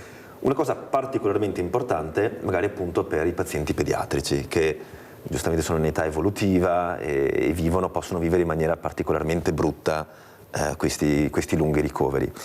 E io devo dire però che sì, soprattutto in ambito pediatrico noi cerchiamo di fare il più possibile, di dare il meglio. A volte abbiamo anche delle sfide particolarmente difficili, ad esempio appunto dei bambini di Gaza. Noi negli ultimi 2 anni abbiamo ricoverato a Padova in chirurgia plastica 12 pazienti bambini di Gaza, prevalentemente per ferite belliche, esiti di ustione. E qui si aggiunge anche un altro problema, che è quello della differenza culturale ma anche linguistica. E alla fine siamo riusciti, ingegnandosi, abbiamo anche per fortuna ci sono entrati degli specializzandi di famiglia a metà libanese, quindi che parlottano un po' di arabo, e quindi con questi riuscivamo, senza dover utilizzare un mediatore culturale o un traduttore, che sono utili però comunque pongono una certa distanza e diluiscono quello che è il rapporto medico-paziente. E quindi appunto grazie a questi specializzandi che parlano arabo siamo riusciti a interagire direttamente con loro e abbiamo visto che è cambiato tutto, si sono rilassati molto di più, si sono iniziato a fidarsi molto di più e a vivere con molta più tranquillità e serenità questi ricoveri, queste procedure. L'accompagnamento è fondamentale. Certo, è fondamentale. Abbiamo Sandra da Padova, poi andiamo dal professor Moretti. Vai Sandra. Ciao Mirella e buongiorno agli illustri ospiti che hai avuto questa mattina e che hai in questo momento. Io premetto una cosa, poi devo chiedere una cosa al professore, al dottore. La settimana prossima ti spedisco l'altra tranche di bambole. Grazie. Perché mio marito il 29 ha avuto un intervento dermatologico a Padova perché la famiglia è a rischio tumori, Mirella, e adesso aspettiamo, sta facendo le medicazioni e ce l'ha in testa, l'hanno fatto vicino al naso l'altro giorno, al 29, e al 30 deve andare per la biopsia, perché il suo fratello all'8 di novembre purtroppo è deceduto. La sorella più vecchia lo stesso ha questo problema e speriamo che vada tutto bene, perché sai Mirella, sentivo prima il genetista, il dottore, e la genetica è importante in una famiglia, è inutile. Poi anche lì puoi essere fortunato, sfortunato, in ogni famiglia c'è qualcosa che non va, però delle volte sono cose piccole che non incidono sul percorso di vita di una persona, però adesso io sono anche ottimista perché so che a Padova è un'eccellenza su queste cose e devo dire speriamo che non abbia, che la biopsia sia quella precedente prima dell'intervento era risultata negativa perché non aveva le radici Fai molto la domanda profonde. Sandra, che devo andare avanti perché ho tanti ospiti, grazie. No, volevo solo dire Mirella che per fortuna ci sono sti medici. Io stamattina, guarda, sono qui incollata in cucina a ascoltarvi perché è molto, a me piace sentire perché sai, mi informo. Io spero, Mirella, sti bambini, sti ustionati, devono trovare denaro, ischei, come diciamo nel Veneto, per la ricerca, per dare una mano a tutta sta gente che lavora per noi, perché lavorano per noi i medici, gli infermieri e tutto, perché queste guerre portano solo disastri. Il pensiero, qual è il pensiero? Solo Grazie Sandra, fammi andare avanti perché sennò non ce la faccio, sono tante domande, come hai detto tu abbiamo dei luminari, perciò non è facile. Ecco, voi potete direttamente parlare con loro e chiedere, soprattutto ascoltare. Io so che se anche non chiamate siete in tanti perché i numeri li abbiamo, ecco, avete imparato ad ascoltare, importante l'ascolto è fondamentale, anche le telefonate, ma l'ascolto soprattutto perché non sempre si riesce a capire. Professor Moretti, tornando invece, prima si parlava parlava di vaccini, com'è la situazione? Abbiamo visto quando l'influenza ha battuto tosto con le broncopolmoniti che hanno messo in pericolo e abbiamo perso anche dei ragazzini, delle ragazzine molto giovani, ecco, con questa broncopolmonite, tutti sono corsi a farsi il vaccino. Ma perché sempre all'ultimo momento, professore? Perché si aspetta sempre, ecco, la paura? Allora quando hai paura, allora finalmente capisci l'importanza del vaccino. E spieghi ancora una volta, professor Moretti, perché abbiamo ancora gli scettici e quello che mi preoccupa purtroppo sono i diversamente giovani, molti di loro, ecco, specialmente genitori giovani anche con i loro bambini, com'è veramente la situazione. Prego. Sì, allora io sono un diversamente giovane appunto, quindi quest'anno ovviamente come tutti gli anni mi sono vaccinato per l'influenza. Per l'influenza è importante vaccinarsi. È importante vaccinarsi per tempo, nel senso che il vaccino ha bisogno di un po' di tempo per dare la massima protezione. Quest'anno, tra l'altro, l'influenza, il picco influenzale, si è anticipato rispetto alle stagioni precedenti, quindi non c'è una diversità, diciamo, nel numero di persone malate, si è semplicemente anticipato il picco. Quello che è aumentato purtroppo è il numero di bambini che si è ammalato, perché la variante che si è diffusa, la variante K, ha colpito più che negli anni precedenti appunto la popolazione pediatrica. E la vaccinazione è chiaramente importante, è comunque importante anche farla adesso, anche se si è ovviamente in ritardo. Non può non coprire completamente dall'infezione, ma anche quando l'infezione arriva comunque alle persone vaccinate hanno dei sintomi che sono meno severi, meno gravi rispetto alle persone che non hanno fatto la vaccinazione.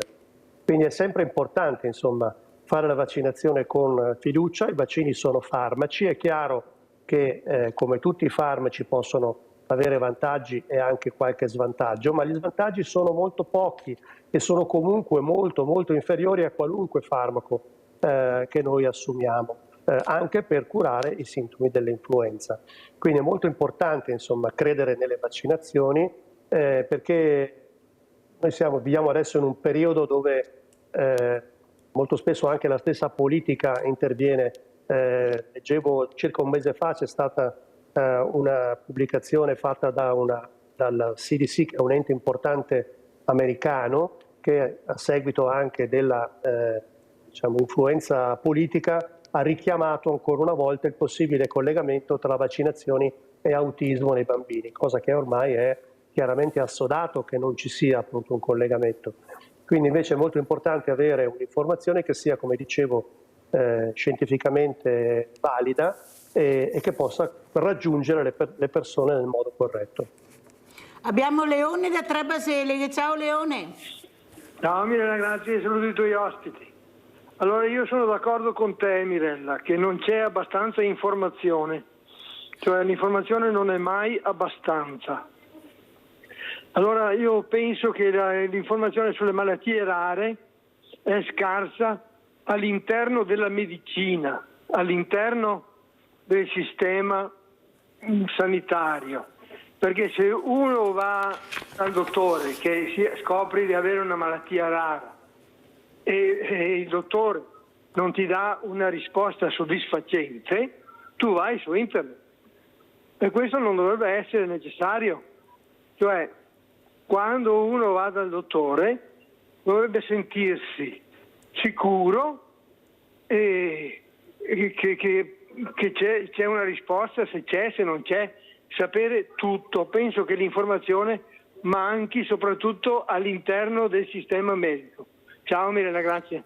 Grazie Leone, io quando parlo con la vostra voce, voi lo sapete, dico le domande che mi fate, quello che sentite, ecco, ed è giusto capire per migliorare, ecco, io cerco di fare questo e lo faccio anche con questa locandina che ci ha mandato il professor Ugo Moretti, conoscere i farmaci, guardiamo la locandina, è importante, vedete che qualcosa si sta muovendo, che anche loro hanno capito l'importanza dell'informazione. Allora cosa stiamo vedendo, professore? Sì, questo è un progetto che è finanziato appunto da AIFA, che coinvolge tutta Italia ma è coordinato dalla Regione Veneto e in particolare da noi qui a Verona, e che appunto ha l'obiettivo di fornire informazione ai pazienti e anche agli operatori sanitari definendo in particolare nello specifico 4 aree: la pediatria, l'oncologia, l'antibiotico resistenza, la polifarmacoterapia, per dare informazioni che siano come dire, scientificamente valide, indipendenti dall'industria farmaceutica e quindi senza, diciamo, influenze, perché ovviamente l'industria fa, diciamo, quello che è il loro lavoro, cioè quello di cercare di aumentare il consumo dei farmaci, con 2 canali diversi: un canale dedicato agli operatori sanitari e un canale dedicato ai cittadini, proprio per, come dicevo prima, cercare di dare informazioni che siano il più facilmente comprensibili anche da chi non è un paziente esperto, insomma, non è in grado di comprendere molte volte un testo magari tecnico. Quindi il progetto riguarda non solamente, diciamo, quello che si raggiunge su internet, ci sono informazioni che viaggiano su vari canali, anche sui social, ci sono dei corsi di formazione dedicati anche ai cittadini, ce n'è uno che è partito adesso proprio sulle vaccinazioni, ci sono delle guide dedicate appunto ai pazienti, stiamo pubblicando una dedicata proprio alla guida sui pazienti ematologici in pediatria, proprio per spiegare al bambino, con un linguaggio comprensibile al bambino, le cure a cui lui va incontro e la situazione che sta affrontando. Insomma, si cerca di poter raggiungere il maggior numero di persone. Informazioni e trasmissioni come la sua sono molto importanti perché, come dicevamo prima, c'è bisogno di avere, come dire, una squadra, cioè di poter raggiungere il maggior numero di persone utilizzando tutti gli strumenti informativi che noi abbiamo a disposizione. Allora andiamo a vedere anche questo video. Conoscere i farmaci è importantissimo, avete sentito anche dalle persone che hanno chiamato che vogliono imparare, vogliono capire, vogliono conoscere. Andiamo a vedere. Ogni giorno in Italia milioni di persone assumono farmaci. Alcuni sono prescritti dal medico o consigliati dal farmacista, altri ancora sono presi in autonomia.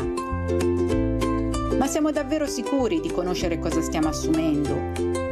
E dove trovare informazioni affidabili, di qualità e indipendenti sui farmaci? Per questo c'è Infarmaco, uno spazio gratuito di informazione e formazione indipendente sui farmaci, pensato per tutti, cittadini e operatori sanitari. I temi più caldi? Pediatria, oncologia, cronicità e polifarmacoterapia, antibiotico resistenza. Che cosa trovi su Infarmaco? Aggiornamenti quotidiani sui farmaci, approfondimenti sui temi del progetto, contenuti multimediali accessibili a tutti, corsi di formazione per operatori sanitari e cittadini. Tutto grazie al contributo di una 60ina di strutture sanitarie di tutte le regioni italiane.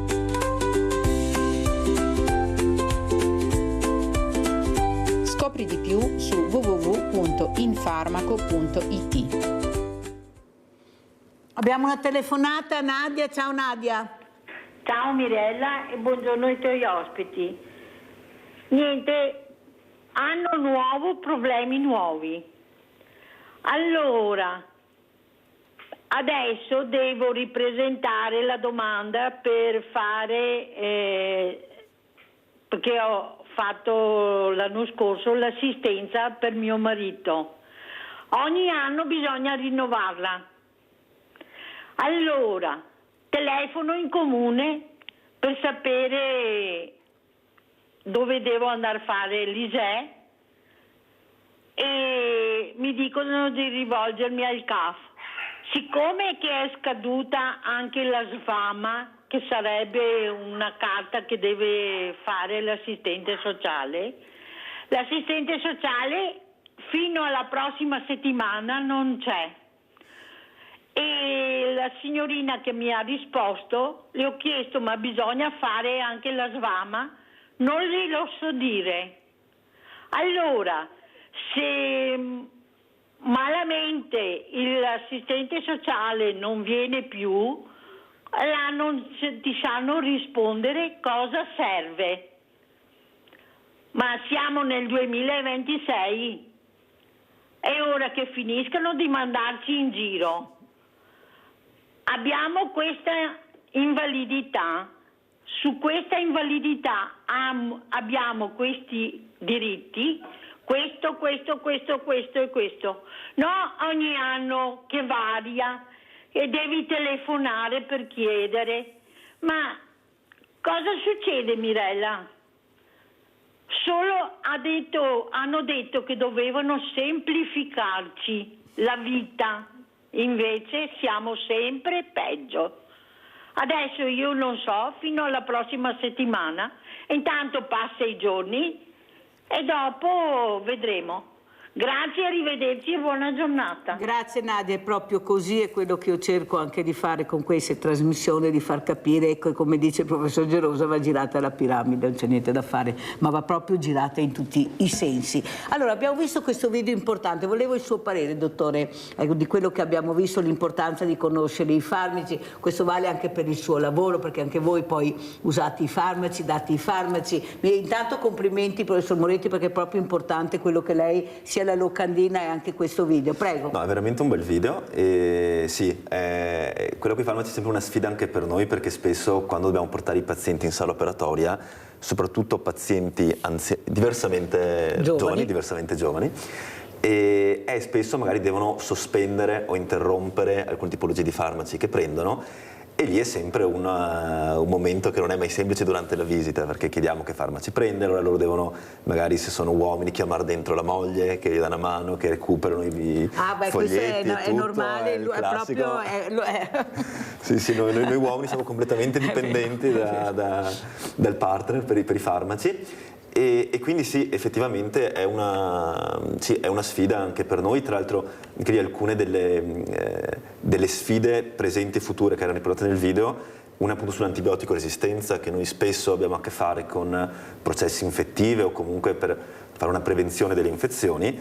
Anche lì un problema grosso è che un uso forse smodato negli ultimi anni, negli ultimi decenni degli antibiotici ha portato effettivamente all'insorgenza di farmacoresistenze. E questo è un problema grosso, soprattutto nei pazienti che sono ospedalizzati, anche soprattutto i pazienti ustionati che parlavamo prima, che stanno in rianimazione, che stanno allettati per lungo tempo, che sviluppano delle infezioni per cui gli antibiotici, diciamo, ad ampio spettro normale non sono più sono resistenti, non sono più sensibili a questi farmaci. Non sono più efficaci. Non sono più efficaci, e sempre di più stanno sorgendo questi batteri, questi patogeni farmacoresistenti, e questo è un problema che si sta aggravando sempre di più. E quindi ben venga appunto queste iniziative anche per sensibilizzare i medici e la popolazione, perché entrambi ne hanno necessità, anche il comparto medico ovviamente, ad un uso adeguato e specifico, ragionato dei farmaci, nello specifico degli antibiotici. Grazie. Allora andiamo a vedere anche queste immagini di questo Crans Montana, quello che è successo in Svizzera, e poi volevo fare una domanda intanto che vediamo le immagini al dottor Montanari. Ecco, questi ragazzi che bruciano, purtroppo grandi ustionati, sono trasportati negli ospedali, percorsi lunghissimi, ma il costo? Qua vorrei capire chi sosterrà poi i costi del dopo, perché il prima intanto sei all'interno di un ospedale, ti curano, ma dopo tutti questi interventi che verranno fatti sono esenti, perché vogliamo anche capire come funziona, perché guardate che può capitare a chiunque, cioè dobbiamo sempre stare attenti con le antenne alte, dobbiamo essere preparati. Allora, devo dire che da questo punto di vista in Italia siamo relativamente fortunati, perché anche tutti gli interventi successivi, che sono interventi comunque morfofunzionali, quindi non sono interventi puramente estetici, ma sono interventi che sono mirati a riacquisire delle funzionalità del corpo o comunque a correggere delle deturpazioni fisiche, sono tutti coperti dal sistema sanitario, quindi sono percorsi molto lunghi che vengono però coperti dal sistema sanitario. Ovviamente con i pro e contro del sistema sanitario, quindi magari attese più lunghe, tempistiche appunto un po' dilatate, però da questo punto di vista appunto gli ustionati vengono seguiti dall'inizio alla fine senza... sì, perché e questa è una cosa è una cosa che si dovremmo magari appunto ricordarci quando bistrattiamo il sistema sanitario o il servizio pubblico, e dovrebbe anche essere una cosa che devo avere anche bene in mente, che appunto i politici, che so che fai spesso riferimento anche appello a loro, quando si tratta di finanziare il sistema sanitario nazionale, perché sì, questi comunque sono pazienti che sono da un punto di vista economico estremamente costosi per il sistema sanitario, perché sono appunto ricoveri in reparti specializzati che costano tantissimo, che costano centinaia e centinaia di euro al giorno e che possono durare... E questo non si fa nel privato, si fa nel pubblico? Questo non si fa nel privato. Avete capito perché ho fatto questa domanda? Sì. Nel privato non si fanno questi Centro interventi. Grandi Ustionati, no, sono pubblici. Tanto per far capire come gira. Allora, invece vorrei chiedere veramente al professor Moretti, professore, noi stiamo sconfiggendo in gran parte, siamo anche riusciti, i tumori, ne guariamo tantissimo, però il problema sono i virus. Ecco, noi dobbiamo stare molto attenti, se ne parla pochissimo. Io ho la fortuna di avere un marito che è biologo, perciò lui mi spiega molto bene quello che può succedere, la paura dei virus. È così, ecco, bisogna tenere molto alta l'attenzione, abbiamo visto cosa può succedere all'improvviso, ecco, questa globalizzazione a cosa può portare. Prego, professor Moretti. Sì, guardi, mi faccia però aggiungere qualcosa a quello che è stato detto in precedenza, perché noi ci dimentichiamo molto spesso, ma siamo molto ovviamente pronti a evidenziare quelle che sono le criticità, e sono tante, del nostro sistema sanitario nazionale, i tempi d'attesa, la burocrazia e quant'altro. Però non dobbiamo dimenticarci che c'è il sistema sanitario nazionale e che siamo fortunati ad averlo. Noi siamo praticamente l'unico paese europeo dove una persona entra in farmacia con il tesserino sanitario ed esce fuori con dei farmaci, molto spesso senza nemmeno pagarli, perché molti malati cronici sono esenti anche dal ticket. Non dobbiamo dimenticarlo che in tantissimi altri paesi uno deve pagare il farmaco e poi magari essere rimborsato successivamente, oppure deve pagare l'assicurazione per poter avere accesso alle cure. Ecco, non dimentichiamoci che il sistema sanitario comunque c'è, cerchiamo di preservarlo. Preservarlo vuol dire anche cercare di evitare gli sprechi, insomma, usare i farmaci quando servono e quant'altro. Non abbiamo idea di quelli che sono i soldi che noi spendiamo per curarci, perché di fatto abbiamo la fortuna di avere un sistema sanitario che copre gran parte delle cose di cui abbiamo bisogno. Per quello che riguarda i virus, c'è da dire che diciamo, i virus, l'approccio verso le malattie virali è essenzialmente preventivo, cioè ci sono le vaccinazioni, insomma, per molte patologie virali. Farmaci antivirali sono stati importanti e sono importanti in specifiche situazioni, ma in generale l'approccio, diciamo, alle malattie virali è la prevenzione, e da questo punto di vista la possibilità di poter sviluppare nuovi vaccini anche per situazioni pandemiche, come è stato fatto in passato, ovviamente ci può dare degli strumenti in più per poter difenderci dall'eventuale sviluppo di nuove varianti o nuove pandemie. Importante è però avere fiducia appunto nella ricerca e fiducia negli strumenti che vengono poi sviluppati, quindi nei vaccini, che sono estremamente importanti nella prevenzione di molte malattie virali. A mio avviso, professor Moretti, lo dico anche al dottor Montanaro, è una questione di informazione. Io ho visto che dove ci sono meno vaccini, persone meno vaccinate, sono nelle periferie. Nelle periferie, nei paesi, ecco, difficilmente si riscontrano i numeri nelle grandi città. Ecco, forse è proprio dovuto a questo, la paura, mi non vo combattere i nostri diversamente giovani, mi sto ben, no, sto ben così, cosa ho avuto. Ecco, forse l'informazione, anche questi medici che escono dagli ospedali, dottor Montanari, con questi camper che vanno nelle piazze, che incontrano la cittadinanza, che spiegano, ecco, io penso che è un ruolo importante quello che sta facendo anche l'ospedale, non più all'interno ma anche all'esterno, per informare, per far capire che con la paura non si va da nessuna parte, ma con la scienza e coscienza invece si può arrivare oltre. Prego, dottor Montanari. No, certo, è assolutamente così. Spesso appunto con i vaccini sono le persone che magari pensano: ma io sto bene, sono sempre stato bene, anche se faccio un giorno di influenza non è un problema, sto a casa, mi curo, me la passo, non vado lì a iniettarmi cose che non so bene cosa siano. E appunto il pensiero che manca è un po' quello anche di una sorta di responsabilità sociale, nel senso che il vaccino serve sia a me per non star male, ma anche per non magari passare questa malattia, per non passare l'influenza a qualcuno che anziché un giorno a letto come me potrebbe finire in terapia intensiva o in ospedale e che magari per n motivi non può vaccinarsi.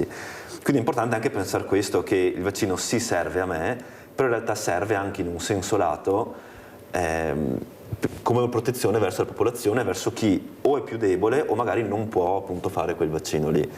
E su questo purtroppo ci sono delle sacche grosse, diciamo, di reticenza a fare queste cose. Insomma è un po' una cosa naturale dell'uomo, che molte appunto finché non stai male sulla tua pelle non... È sempre stato così, è sempre stato così. La storia è questa. E poi sono i classici esempi che appunto anche queste sacche di diffidenza verso la medicina e verso la scienza ci sono per le cose che non si vedono con i propri occhi, perché se uno deve prendere un farmaco, fare un vaccino, dice ma chissà cosa c'è dentro, ma io non mi fido di queste cose, Big Pharma, le aziende farmaceutiche vogliono venderci questa cosa. E poi prende l'aspirina. Oppure quando si rompe una gamba, non gli viene in mente di dire no, non vado in ospedale in ortopedia perché l'ortopedico è... Cioè, semplicemente perché è una cosa che non vede, deve fidarsi perché non lo vede coi suoi occhi. E secondo me è una cosa un po' innata dell'uomo, che c'è chi si fida e chi non si fida. Però appunto è il nostro dovere, nella maniera giusta, come medici, come scienziati, far capire che in realtà i vaccini sono una grandissima possibilità e in alcune situazioni è proprio un atto di responsabilità non solo verso di noi, ma sociale verso il prossimo. Mirella da Riese, vai Mirella. Buon anno a tutti, buongiorno. Grazie. E allora dico due cose. Allora, la prima per i farmaci. Io quando prendo i farmaci, siccome che sono allergica a certe medicine, quando sono forti mi viene una tachicardia. Allora la mia dottoressa va piano, hanno darmi delle medicine troppo forti, a basso mg, insomma, ecco, che non sia 30-40 mg, che roba là. Allora io le prendo leggere e mi va bene. Però la seconda cosa, guarda, il 3 gennaio, ecco, mi è spezzato il provvisorio di un dente. Madonna, mangiando si è spezzato. E sono stata male da cani perché con un dente davanti, proprio davanti, che ti fa fastidio anche mangiare. Mamma mia, ho passato di quei giorni, guarda. Ho telefonato a 3 dentisti, neanche uno è libero. Devo aspettare a febbraio per curarmi un dente. È una cosa da matti. Ho telefonato al patronato degli anziani che c'è degli sconti per questo dente, insomma, ecco. Non mi risponde nessuno. Cara mia, sono ancora il 3 gennaio, sono ancora in ferie, che passi l'Epifania per ritornare alla normalità. Grazie Mirella, un abbraccio, dai, cerca di telefonare ancora, tanto tu sei una guerriera, cerca i numeri, vedrai che li trovi, se no te lo do io il numero per un dentista. Guardate che veramente sono diversamente giovani, non c'è niente da fare. Allora, professor Moretti, adesso ormai siamo in chiusura, volevo capire anche con lei quale messaggio vuole lasciare questa mattina, l'importanza di quello che state facendo, di conoscere i farmaci, di partecipare, di conoscere, e soprattutto mi è piaciuto il linguaggio semplice che avete capito l'importanza di usare. Dovete usare linguaggi semplici, devono arrivare alle persone. Io quando i tecnici quasi sempre, ecco, loro parlano molto con le sigle, io ogni volta devo dire scusi, spieghi la sigla perché a casa non hanno mica capito niente, perché per voi è facile, ma perché uno che è a casa deve anche capire cosa state dicendo, e mi sembra che sia la locandina che il video avete centrato l'obiettivo. Prego professor Moretti. Sì, e questo come ha detto lei è molto importante, anzi devo comunque ringraziare anche lei per lo spazio che ha dato anche in passato, insomma, cercando di poter raggiungere il maggior numero di persone.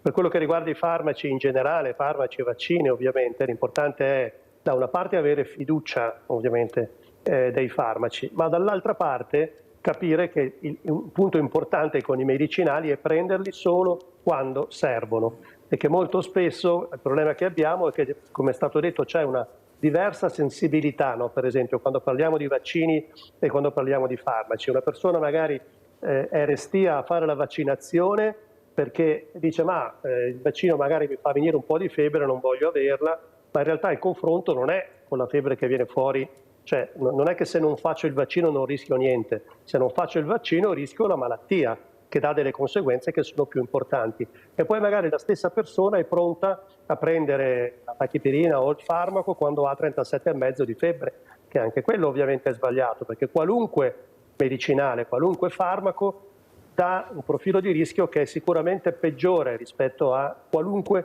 tipo di vaccinazione.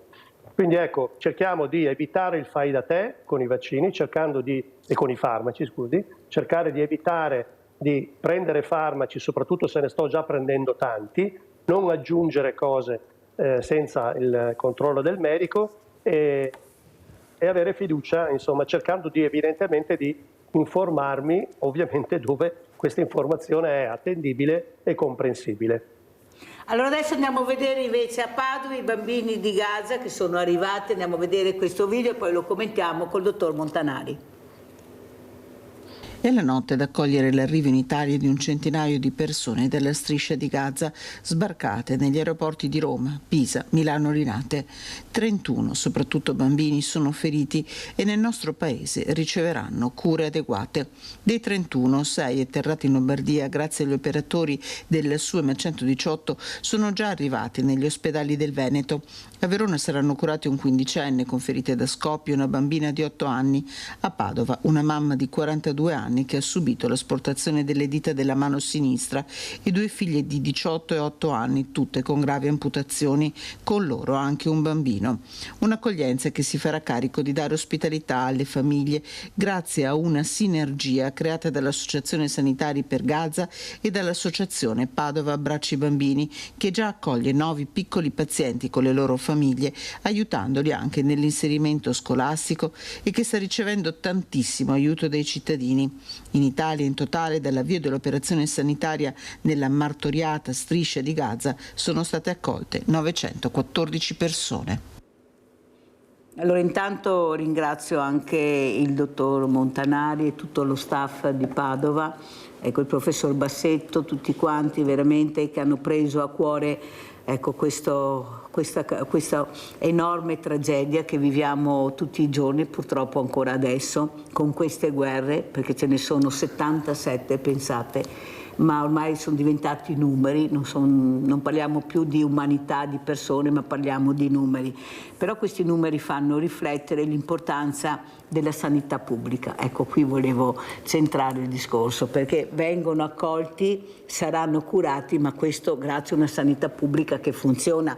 Prima il professor Moretti ha detto dobbiamo essere tranquilli, io professore aggiungerei che però la paghiamo la sanità, non è che non la paghiamo, ce la troviamo nelle tasse, la sanità ci mancherebbe altro che non fosse anche così, in parte però dico, perché forse si stava meglio quando si stava peggio come sanità, ecco, penso all'era di Tina Anselmi, questa grande donna che veramente ha fatto sì che la sanità pubblica diventasse quello che è diventata, perché è storia, è inutile che ce la giriamo, poi qualcuno ha cercato di deviare e abbiamo delle falle che però si spera che vengano rimediate. Prego, dottor Montanari.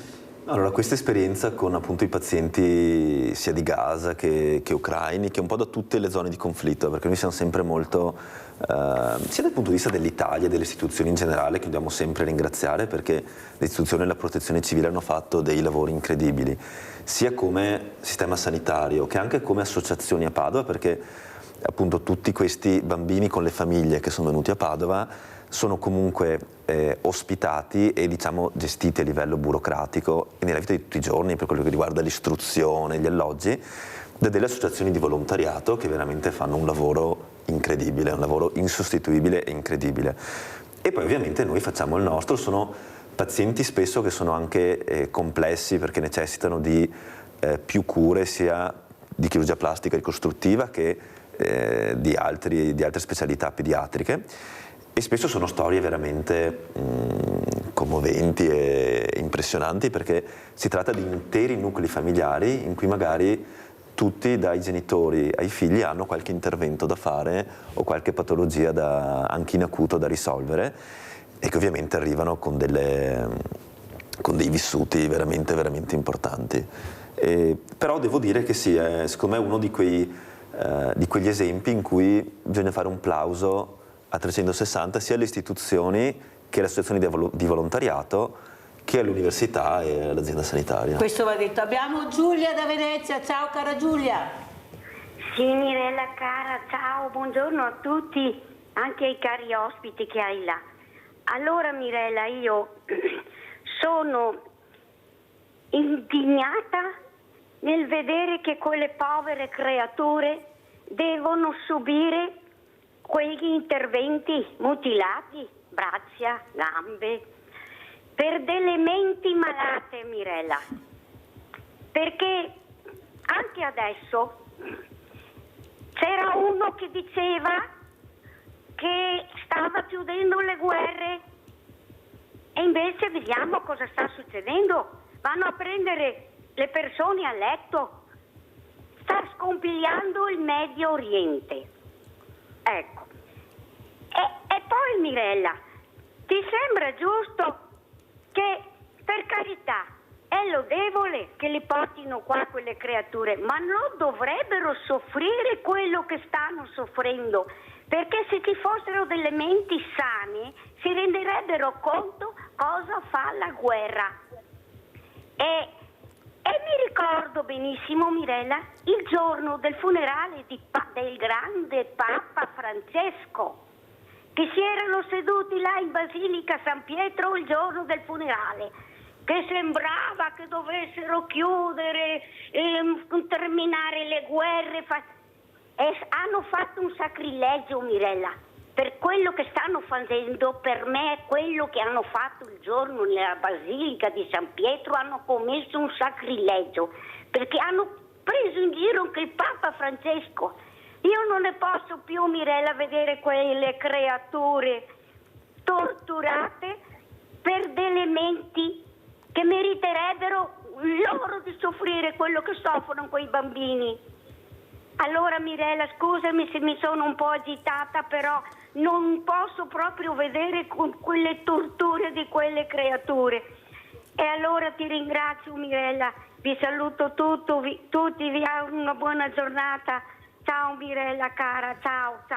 Ciao cara Giulia, ecco questa è la saggezza dei nostri diversamente giovani, traspare tutta la saggezza, perché loro hanno provato la miseria, hanno provato la fame, hanno provato non aver niente. Ecco, per questi sono questi scrigni meravigliosi che abbiamo ancora la fortuna che dobbiamo ascoltare di più. Allora andiamo a vedere questa Befana al Banco Solidale, poi salutiamo gli ospiti e andiamo a vedere cosa è successo ieri al Banco Solidale. Ecco Paola, è arrivata la Befana. Befana, prendila tu. Eccola ecco qua. Che sei ecco.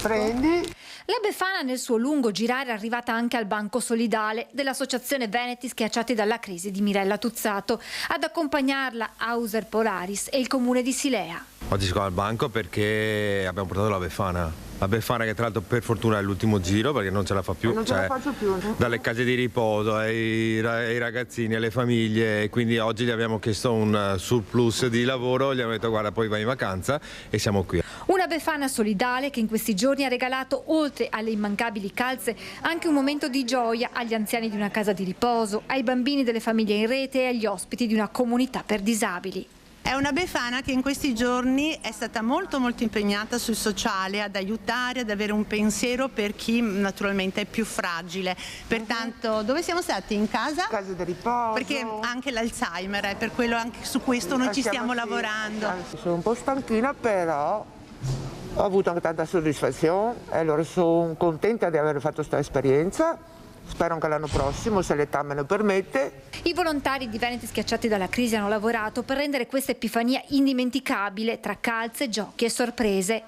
Si rafforza così ancora di più la collaborazione tra il comune di Silea e l'associazione di Mirella Tuzzato. La ringraziamo, la Befana, che arriverà, e quindi siamo contenti di poter dare questo personaggio anche un po' agli anziani, a tutte le persone che vengono qui, che danno un momento si allunga un po' la festa, ecco, diciamo di Natale. Ringrazio anzi Mirella Tuzzato, perché ci ha sempre dato la possibilità di collaborare. Per noi è importantissimo come associazioni collaborare gli uni con gli altri. Allora, professor Moretti, abbiamo sentito una parola magica, ecco, prima, ricerca, investire nella ricerca, nella scienza, sto pensando all'Alzheimer, questa purtroppo patologia che sta preoccupando molti perché l'età si sta molto abbassando. Ecco, come farmaci, come siamo presi, professor Moretti, cosa si aspetta dalla Befana del 2027? Andiamo avanti, professore, perché a breve termine non arriverà niente di sicuro. Ecco, andiamo già nel 2027. Prego, professor Moretti, come ci saluta? Ma guardi, l'augurio è quello di poter appunto avere a disposizione degli strumenti sempre più efficaci, ma che questi strumenti, come ricordavo prima, possano essere accessibili in maniera facile per tutte le persone. Questo è un punto molto importante, la sostenibilità di cure nuove che, soprattutto quando sono effettivamente efficaci, ed è molto importante dimostrare questa efficacia, possono essere facilmente accessibili per tutti. Quindi l'augurio è questo. Chiaramente, come abbiamo detto prima, ci sono un sacco di problemi nell'organizzazione del sistema sanitario, liste d'attesa lunghe e quant'altro, però insomma dobbiamo anche avere fiducia nella ricerca, perché poi sicuramente non dobbiamo dimenticare che molte patologie si stanno curando meglio di come si curavano 10, 20 o 30 anni fa. Grazie, veramente grazie professor Ugo Moretti di essere stato con noi. Abbiamo capito anche l'importanza di conoscere i farmaci. Se non capite bene, andate dal vostro medico di famiglia, nella farmacia. Ormai le farmacie sono diventate un punto di riferimento fondamentale, fanno tantissime cose che una volta non si facevano, l'elettrocardiogramma, prelievi del sangue, i vaccini, perciò fidatevi e non fate il fai da te, perché il fai da te è distruttivo, ve lo posso garantire. Avete sentito cosa hanno detto anche prima con la storia degli integratori, ecco, si prendono così senza sapere, appunto perché non c'è questa specificità, ecco, tanto non mi fa niente, un integratore mi fa bene, attenzione anche a questi. Allora, dottor Montanari, io ho fatto vedere la Befana perché mi piacerebbe collaborare, siccome, guardate, io devo ringraziare Polaris con Emanuela Beni, la presidente che avete visto con l'assessore Francesco Biasin, con la Befana, che sono venuti ieri al Banco Solidale, e soprattutto la Dea Bellona, questa associazione veramente importante che ha portato tantissimi regali, una Befana enorme, però talmente tanti regali che mi piacerebbe condividere. Ecco qua il mondo del volontariato che unisce le forze, io tanto cerco di darlo anche agli altri. Ecco, dottor Montanari, se vorrà mettersi in contatto con queste realtà che avete, a portare un po' di gioia a queste creature, sono giocattoli bellissimi, nuovi, cosa ne pensa e qual è l'importanza, come dice lei, anche del mondo del volontariato all'interno degli ospedali? Sì, il mondo del... Beh, allora, innanzitutto grazie mille, volentieri, penso, vi metto in contatto, ma penso non ci accetteranno molto molto volentieri. E sì, io anche personalmente da sempre, fin dall'università, ma da prima, dalle superiori, ho sempre fatto parte di società di volontariato, che fossero volontariato locale, Croce Rossa. E io penso veramente che anche in quei momenti in cui ci sentiamo un po' giù per le notizie che ci sono nel mondo, quando sembra che le cose, che il mondo stia andando a rotoli, poi vediamo questi esempi, vediamo l'attività del volontariato, di gente che dedica il proprio tempo, i propri soldi, le proprie energie per fare del bene agli altri in maniera assolutamente gratuita, e ci tiriamo un po' su, ci si riempie un po' il cuore di speranza per il presente e per il futuro. Quindi molto e soprattutto anche lei, dottor Montanari, cosa chiederebbe alla politica, ai grandi della terra? Avete sentito le telefonate, ecco cosa pensano di fare, ecco voi cercate di salvare le vite, loro schiacciano un bottone e saltano per aria centinaia e centinaia di vite umane. Sì, io devo dire che per ora non mi reputo ancora giovane, non diversamente giovane, e devo dire che non avrei pensato di vedere il mondo virare nella situazione attuale, perché sono cresciuto che sì, c'erano dei conflitti in situazioni, diciamo, quelle che sono sempre state un po' critiche, come il Medio Oriente, però vedendo appunto adesso come, vediamo proprio negli ultimi giorni, l'utilizzo della forza e delle azioni militari è tornato a essere un metodo di risoluzione dei problemi geopolitici, e abbiamo visto la guerra arrivarci molto molto vicino, e la guerra vera. Ce l'abbiamo ancora? Ce l'abbiamo ancora, esattamente. Probabilmente settimana prossima sarò lì, tra l'altro andrò a Kiev a fare degli interventi di chirurgia a Kiev. Sentite? E sì, c'è per questione, quindi sì, quello che chiederei ai potenti è di invertire rotta, nel senso se fossero i loro figli, i loro nipoti e le loro famiglie, vorrei vedere se agissero.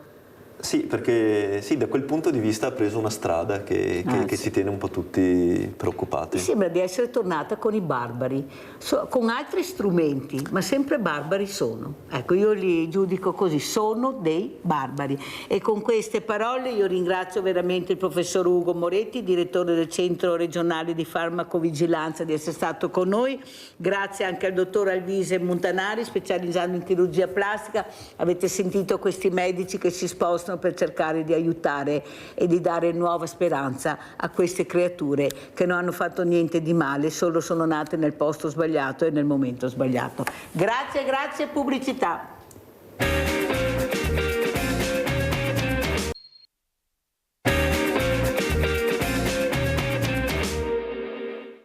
Innanzitutto bisogna cercare di capire che quando viene messo un senso di urgenza e una pressione a fare una qualunque operazione, quella molto probabilmente è una telefonata da cui diffidare.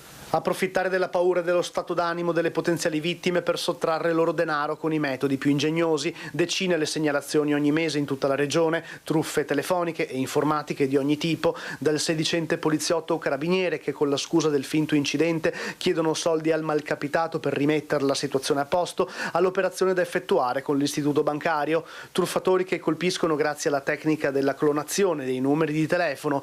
La vittima si vede arrivare una chiamata da un numero che effettivamente corrisponde, ad esempio, a quello della questura, e viene indotta a compiere operazioni di trasferimento di denaro. Una volta che il bonifico viene inviato al truffatore, il denaro spesso viene convertito in criptovaluta e diventa quasi impossibile recuperare i soldi da restituire alla vittima. I truffatori, anche italiani, molto spesso utilizzano indirizzi esteri. Come difendersi da questi pericoli? Lo spiega la Polizia Postale. Se c'è stata una clonazione di un numero di telefono, evidentemente di un qualche ufficio di polizia o di un istituto di credito, quasi sicuramente ci sarà questo senso di urgenza. Allora la cosa importante è mettere giù la conversazione e richiamare lo stesso numero che con ogni probabilità avrà la risposta dell'operatore corretto. Allora io ringrazio e saluto Gianni Donadelli, informatico. Grazie Donadelli di essere qui per capire l'importanza anche di mettersi al sicuro. Ecco, ormai una ne pensano e mille ne fanno. Ecco, non sempre è facile, specialmente per i diversamente giovani. Ci cadono tranquillamente senza nessun problema e questo non va bene. Anche qua ci vorrebbe molta più informazione e soprattutto delle leggi più severe anche sulle truffe. Saluto anche Simone De Vito, laureando da Parigi. Parleremo di sport ed economia. Ciao Simone, come stai? Ciao Mirella, tutto bene, grazie di avermi invitato. Grazie a te. Allora partiamo proprio da Gianni Donadelli. Allora cosa ci dice Donadelli? Come questo problema delle truffe, di questa informatica che veramente pochi conoscono, è caduto tutto, perfetto. Allora andiamo da Simone De Vito. Simone, anche tu da ragazzo, poi tu sei un laureando, perciò sai, adoperate molto queste nuove attrezzature. Ecco, non pensi che sarebbe ora di bloccare tutte queste truffe online che vengono fatte, con i telefonini, con tutto? Prego. Sì, non sono espertissimo in materia di sicurezza, però ho notato che ci sono spessissimo, anche a me capitano tra le spam, spesso email anche intimidatorie che poi appunto ricattano attraverso dei meccanismi con bitcoin o criptovalute. Io penso che ormai io ho saputo identificarle e so che non bisogna aprire il link, però ad esempio è successo a mio nonno, che magari non è un grande conoscitore della tecnologia, che ha aperto il link, poi è riuscito comunque a cavarsela perché aveva chiamato mia madre che gli aveva detto come fare. Però sì, magari servirebbe più informazione a riguardo, magari un po' più di informazione centralizzata, ecco. Non pensi che dovrebbe esserci più privacy, la privacy, questa parola magica che però non riusciamo a capire dove la mettono e quanto ci protegge la privacy? Cosa ne pensi tu da ragazzo giovane poi? Perché il futuro con l'intelligenza artificiale, perché hanno iniziato ad operare anche quella, guardate che non è mica semplice, bisogna che qualcuno intervenga. Prego Simone. Diciamo che qui ci sono pro e contro, perché da una parte è vero che il controllo delle nostre informazioni può andare anche a nostro giovamento, se pensiamo a tutti gli algoritmi, anche i cookies che magari ci sono su Facebook e poi ci propongono esattamente quelle pubblicità che noi vorremmo vedere, no? Dell'articolo che vogliamo acquistare. Quindi il controllo dei dati di per sé ha degli aspetti negativi, ha degli aspetti positivi per il consumatore, che può ritrovare più facilmente le informazioni, esattamente le informazioni che cerca. Allo stesso tempo perdiamo la privacy. Però so che a livello europeo ci sono ultimamente delle regolamentazioni e hanno anche fatto delle multe a società internazionali come Tesla, Facebook, proprio perché avevano violato delle direttive sulla privacy, quando il controllo dei dati personali diventa troppo eccessivo, va addirittura al di là di quelli che possono essere gli scopi commerciali di un'impresa. Allora è tornato Donadel, sentiamo Gianni Donadel cosa ci racconta. Questa informatica, i giovani la adoperano in maniera incredibile, i meno giovani invece fanno molta fatica, ma anche a capire veramente, ecco, la sicurezza, devono stare molto attenti. Prego Donadel. Sì, buongiorno, ben ritrovata Mirella. Il problema di prima era il bello della diretta, naturalmente. Buongiorno a tutti. No, è veramente un problema. Le truffe informatiche che stanno arrivando, non solamente, però non è solo un problema per gli anziani, è un problema anche per i giovani. Ho sentito prima la polizia postale che consigliava correttamente la prima cosa di non avere fretta. Ci mettono fretta per indurci di cadere nella trappola. Se mi chiama qualcuno è meglio che io metta giù e gli dica ti richiamo e richiamo col numero che io conosco essere quello corretto. Non dobbiamo mai fornire poi sia al telefono, anche se fosse in video, tantomeno su WhatsApp, i codici che per entrare in un conto in banca. È capitato di recente che ho chiesto a mia figlia in modo legittimo che mi mandasse il TOTP, quel numero che le era arrivato, e lei giustamente si è rifiutata. Ma attenzione che non è neanche sufficiente, dobbiamo fare veramente tanta attenzione al fatto di sentire la persona con la voce, perché sono sufficienti 14 secondi, 15 secondi di campionamento, di registrazione della sua voce, per esempio Mirella, che io poi posso riprodurla attraverso l'intelligenza artificiale. Quindi io sono convinto di sentire il mio familiare dall'altra parte o anche di vederlo in video e non è lui. E quindi una cosa, diciamo, da cominciare a valutare è di scambiarci delle password. Per esempio io potrei dire a mia figlia: ma come ti chiamavo quando eri piccola? Ti ricordi qual era il mio soprannome? Dove siamo stati l'estate scorsa? Cioè delle informazioni che la persona dall'altra parte non possa conoscere, perché altrimenti potremmo essere tratti in inganno, perché vedremo esattamente il viso del familiare, sentiremo la sua voce. È capitato anche un anno fa a un amministratore della Ferrari, dove il suo amministratore delegato gli ha chiesto di fare un bonifico. Lui ha avuto il dubbio e quindi gli ha posto questa domanda, gli ha detto: l'altra sera a cena lei mi ha consigliato un libro, mi può ripetere il titolo? L'interlocutore ha messo giù il telefono. Quindi dobbiamo fare attenzione, appunto, massima attenzione, non farsi prendere dalla fretta e richiamare noi i numeri da dove siamo stati chiamati. Mi rendo conto che per un artigiano che riceve delle telefonate da dei nuovi clienti fa fatica a non rispondere a quella chiamata, perché potrebbe essere un lavoro che rischia di perdere, però io preferisco lasciarla cadere, poi richiamo. Adesso tra l'altro si chiama phone finding, quella tecnica di presentarsi con un numero di un'altra persona. Adesso prima da agosto per il fisso, adesso da fine novembre per il mobile, le telefonate diciamo di telemarketing, ma non solo telemarketing, di truffe da numeri fasulli sono state fortunatamente limitate, però ci vuole massima attenzione, fare quello che state facendo voi qui, spiegare quello che non bisogna fare. Quando mi arriva per esempio un WhatsApp dove mi dice ho ricevuto il tuo curriculum, in cosa consiste? Che continuando su WhatsApp mi vengono chiesti i miei documenti, perché per darmi il lavoro a cui potrei essere interessato, sono costretto a dare dei documenti. Con quei documenti posso fare tante cose, posso andare da un centro dove vendono SIM telefoniche, che sia Telecom, Wind o altri, e farmi dare la SIM dicendo guarda che ho perso la SIM,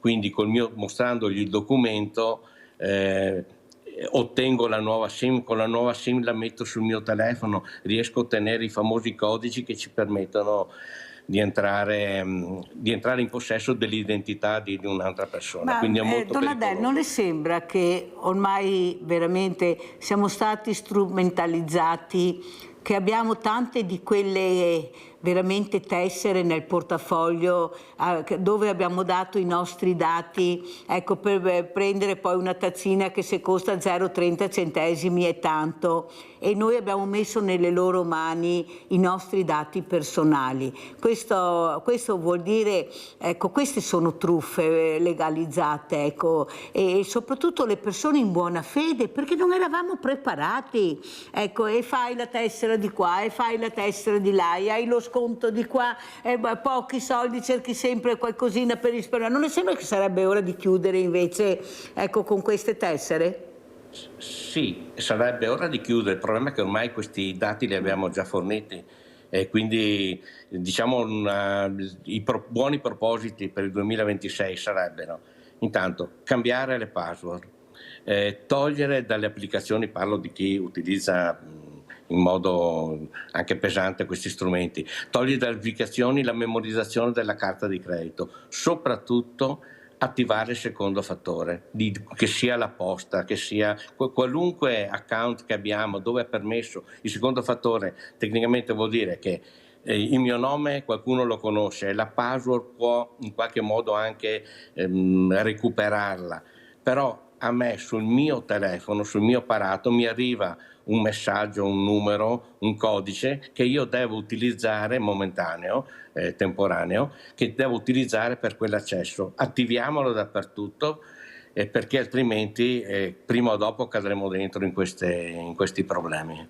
E non solo, attenzione, non solo diciamo i boomer come me, diciamo gli anziani, soprattutto anche i giovani, perché hanno manualità ma non hanno consapevolezza di quello che stanno usando. Senta Donadel, le faccio una proposta, quando lei sarà libero naturalmente, di venire direttamente in trasmissione e col cellulare noi faremo vedere come puoi fare per eliminare quelle cose che possono essere nocive, perché dobbiamo iniziare, inutile che continuiamo, dobbiamo iniziare a insegnare. Ecco, io la prego, se lei è libero, mi farebbe molto piacere di insegnare ai nostri, siccome ne abbiamo anche tanti telespettatori e telespettatrici, come fare per eliminare queste cose che possono diventare veramente nuocere a loro. Cosa ne pensa Donadel?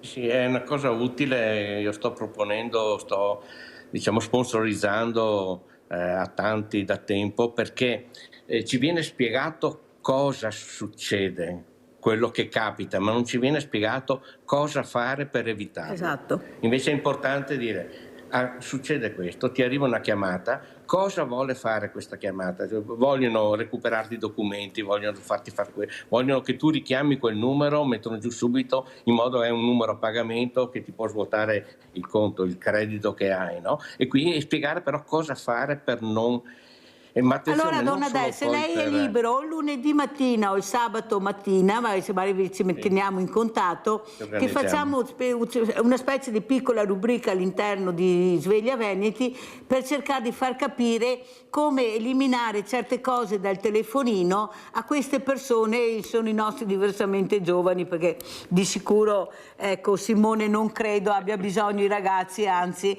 però è meglio informare. Cosa ne pensi, Simone? Come anche nello sport le truffe ci sono, non ci sono, come vedi la situazione? E poi parleremo anche di economia. Vai Simone. Sì, allora io sono d'accordo ovviamente con quello che ha detto il dottor Donadel e in parte anche con quello che dici tu, no? Ovvero che abbiamo tante tessere, adesso è tutto più facile, fare un acquisto è più facile, andare su un sito è più facile, perché la tecnologia ci aiuta, no? E rende alcuni aspetti della nostra vita più semplici. Il punto è proprio questa semplicità che permette poi a magari degli attacchi di persone malintenzionate a sfruttare i nostri dati. E io penso che oltre a proteggerci attraverso appunto delle illustrazioni come potete fare il sabato mattina, lunedì mattina, sia proprio dovere delle istituzioni che si occupano appunto di sicurezza cibernetica di sorvegliarci, cioè di impedire sia a magari le imprese che usano i nostri dati di utilizzarli nel modo limitato, e poi anche magari a livello nazionale, non so, adesso non sono esperto di tecnologia, ma di fare in modo che i processi che ci permettono di fare un acquisto siano più regolamentati, ecco, magari appunto inviare dei codici, utilizzare delle informazioni chiave o non so, comunque proprio a livello strutturale dovrebbe essere un po' più regolamentato, ecco.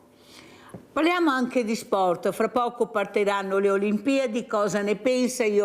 Cosa ne penso? Ho avuto dei problemi con i diversamente agili, ecco, con dei genitori che non riescono a far partecipare i propri figli, sono a numero chiuso. Cosa ne pensi, Simone?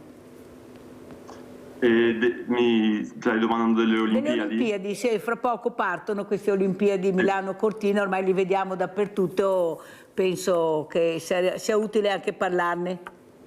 Certo, è un'iniziativa bellissima, poi farle appunto in Italia economicamente porta moltissimo all'economia italiana e le Olimpiadi sono l'evento più importante a livello sportivo, è qualcosa che può coinvolgere appunto l'Italia non solo economicamente ma anche emotivamente. Magari appunto chi abita vicino Cortina potrà andare a vederle, penso sia un evento eccezionale che siamo fortunati appunto. Allora bisognerà vedere però i numeri dopo, perché noi parliamo di numeri prima che avere, come i saldi. Le famiglie italiane spenderanno 200 euro a testa, poi vediamo che aumentano i banchi alimentari e le code anche a Milano di persone che vanno a prendersi la spesa. Non pensi che si sia accelerato un po' troppo in un paese dove le necessità, con tutto il rispetto che posso avere, come dici tu, per queste Olimpiadi, però una visione di 15 giorni su una visione globale di un paese che fa fatica a respirare? Capisco quello che vuoi dire, cioè il fatto che sì, ci occupiamo della parte bella, diciamo che è tutto bello, quando poi al di fuori ci sono ben altre difficoltà. Magari è bello per chi le può andare a vedere, è bello chi può permettersi di andare a vedere, ma poi tutto il resto, ne giova anche tutto il resto della popolazione o solo chi può permettersi di andare a vedere le Olimpiadi? Purtroppo questa è una problematica che non abbiamo soltanto degli eventi sportivi, ma in qualsiasi tipo di evento, ovvero il fatto che possa sì arricchire, ma chi è che va a arricchire? Magari chi è già ricco, chi non ne ha bisogno. Questa è una problematica che va oltre, riguarda un po' tutti i tipi di eventi grandi. Sì, è vero, però siccome io con te voglio parlare appunto di sport e economia, meglio di questo esempio che abbiamo fatto, anche perché prima si pensava un'Olimpiadi a costo quasi zero, poi vediamo i costi che veramente avremmo e poi questa Olimpiade passerà e a noi rimarranno le cose da pagare e se funzioneranno tutte, soprattutto queste infrastrutture che veramente devono ancora terminare, chissà quando termineranno, con dei costi pazzeschi. Ecco, io penso che la politica, prima di decidere di fare una cosa così importante che costa così tanto, ecco, qui io farei dei referendum, te lo dico sinceramente, cosa ne pensa la popolazione di un evento di questo genere, perché alla fine poi quasi sempre sono soldi pubblici, è quello che veramente spaventa perché per le fragilità i soldi non ci sono mai, però per altre cose i soldi vengono dirottati e si trovano sempre. Capisci che è un momento particolare anche per l'Italia? Ecco, questa Presidente Meloni, come hanno detto gli esperti che ho avuto, dai tributaristi a tante altre realtà, hanno detto che fa bene a girare l'Europa perché è là che deve portare a casa, è là che deve cercare di trovare, ecco, queste necessità che ha il nostro Paese. Cosa ne pensi, Simone? Sì, diciamo che è diventato molto, lo sport è vero quello che dici, cioè che è diventato un motivo economico e forse in questo modo si perde anche la bellezza dello sport, che dovrebbe essere qualcosa di accessibile a tutti, no? La bellezza dello sport sappiamo essere nei valori che ci insegna lo sport.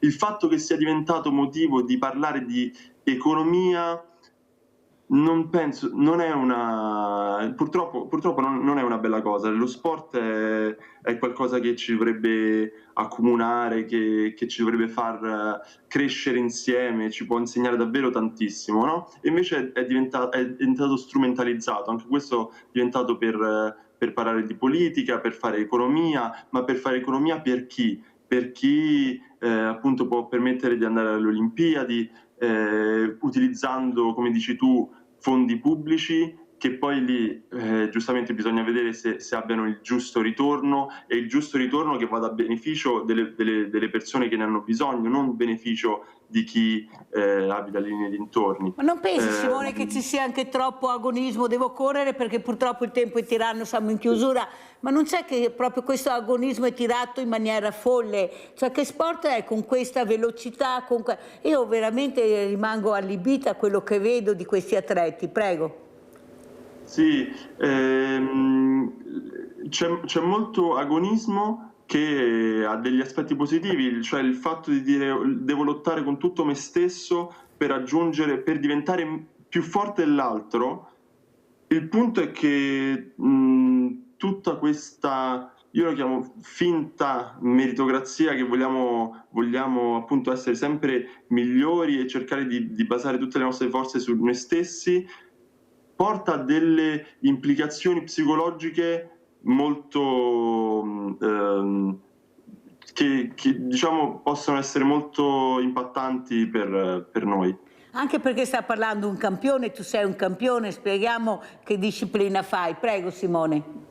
Io gioco a tennis tavolo da quando ho 12 anni, gioco in un campionato nazionale di livello di Serie B e sì, quindi lo sport fa parte della mia vita da tantissimo tempo e ci dedico molto tempo. Forse dobbiamo anche qua fare un passo a lato per far capire anche l'importanza del vero sport, che non è sempre vincere, è anche partecipare, dico io. Cosa dici, Simone? Sì, assolutamente, ma proprio perché il bello di fare sport è che è qualcosa che ti insegna, quindi non bisogna per forza vederlo come il fatto di vincere, che io devo fare sport perché voglio arrivare alla vittoria. No, è proprio il fatto di fare sport ciò che ci fa stare bene. Il fatto di fare sport fa stare bene. Se poi uno invece punta per forza a fare lo sport soltanto per raggiungere i suoi obiettivi, avrà delle conseguenze psicologiche sì, gravi. Grazie veramente, grazie a Simone De Vito, ecco, di essere stato con noi. Eravamo collegati da Parigi e lui è a Parigi. Che tempo fa a Parigi, Simone? Nevica. Ecco, nevica. Grazie Simone, sentiamo come ci saluta Gianni Grazie. Donadel. Ecco, la farò chiamare, se lei è d'accordo, Donadel, questo informatico che spiegherà come utilizzare, ecco, questi strumenti micidiali che abbiamo e dobbiamo stare attenti se non lo sappiamo usare. Prego Donadel. Sì, no, è una cosa, non so se abbiamo sentito tutti della signora Carla di Montegrotto, che ha chiesto, preteso, poi ottenuto che nelle fermate dell'autobus ci fossero i tradizionali orari cartacei, mentre erano stati sostituiti con i QR code, quei codici quadrati che inquadrati dalla telecamera del telefono o da un'apposita applicazione ti fanno raggiungere il sito con gli orari.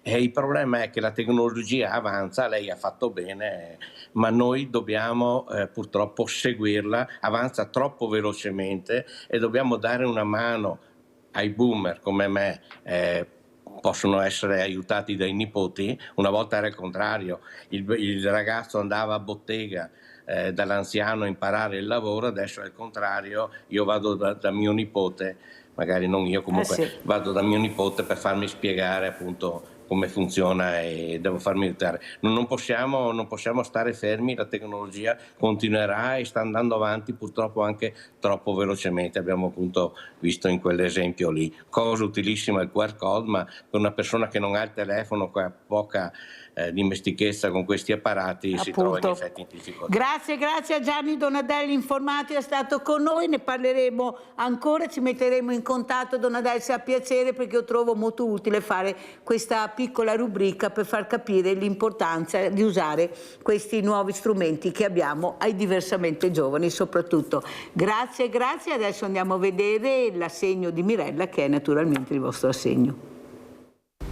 Buongiorno, ecco qua la nostra Mariella. Ciao Mariella, ciao, ben arrivata. Allora il cartellino per fare la spesa. Ok. Allora Mariella, tu sei venuta in trasmissione, tu non sai niente, c'è una sorpresa per te, perché la grande famiglia di Rete Veneta ha deciso di darti una mano. Io ho parlato anche con il tuo sindaco, ho parlato con i servizi sociali, mi hanno detto che va bene che noi ti aiutiamo, perciò verrà tutto monitorato. Adesso io ti consegno l'assegno.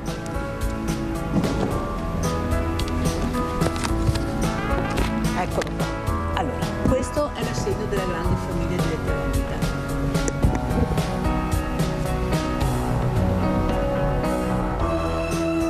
Non te l'aspettavi? Volevo ringraziarvi di cuore di quello che state per darmi qua, perché sono molto felice di tutto quello che state facendo per me. Allora, spieghiamo a chi non ti avesse visto in trasmissione la tua situazione. Tu eri una persona che lavorava, poi per vari motivi nella vita ti sei ritrovata nel baratro e non ce l'hai più fatta risalire. Hai più volte chiesto aiuto, però non bastava questo aiuto che anche, dobbiamo dire, l'amministratore e l'amministrazione ti ha dato, però sei venuta anche da noi. Noi abbiamo capito che dicevi la verità e perciò che persone come te vanno aiutate e soprattutto cerchiamo di rimetterli in piedi. Ti saresti mai aspettato, lo chiedo a tanti, di finire così, cioè di venire al banco solidario, di chiedere aiuto a tutti nella tua vita? No, sinceramente no, non me l'aspettavo, perché speravo di avere fatto una vita, di avere fatto una nuova vita, invece mi è crollato tutto addosso tra separazione e incidente, tra operazione ero da sola e aiutata da nessuno. Mi ha aiutato un po' sì il comune, però dopo mi hanno detto che non hanno più potuto farlo. E adesso sono venuta da te e mi stai aiutando tantissimo comunque, anche con la spesa è moltissimo per me. Allora spieghiamo bene, perché forse qualcuno non ha ancora capito cosa vuol dire non avere più niente, perché tutti dicono ma non è vero, noi aiutiamo, noi facciamo, queste persone potrebbero rimettersi in gioco, lavoro ce n'è. Cosa vuoi dire a queste persone che non riescono a capire che qualcuno non riesce a collocarsi, no a 30 anni, men che meno a 40, men che meno a 50? Beh, sono sincera, all'INE mi hanno detto di andare al lavoro, anche se sto lottando con il mal di schiena ancora, perché ho provato anche a cambiare medicinali, perché non è facile ritornare in piedi dopo 8 mesi. E ho detto alla ditta che avevo finito tutto quanto, mi ha messo in ferie fino a gennaio. Quindi le terapie che ho fatto non serviranno a niente, perché io fra 3 mesi che ripartirò ancora da zero, hai capito? Quindi le terapie che ho fatto hanno servito sì per il momento. Cosa chiederesti tu, Mariella? Cos'è che vorresti chiedere a questo governo? Un lavoro, sì, io sono una che lavoro tanto, perché non mi tiro mai indietro per il lavoro, perché lo sa anche il mio titolare, perché sono una che mi ha dato a tutto. Basterebbe avere un po' di lavoro adesso che mi venisse avanti, hai capito? Perché serve sia la salute ma anche il lavoro per andare avanti. Questo lavoro che hai non basta, non ti aiuta? No, questo lavoro purtroppo mi aiuta lui, però ho tante spese.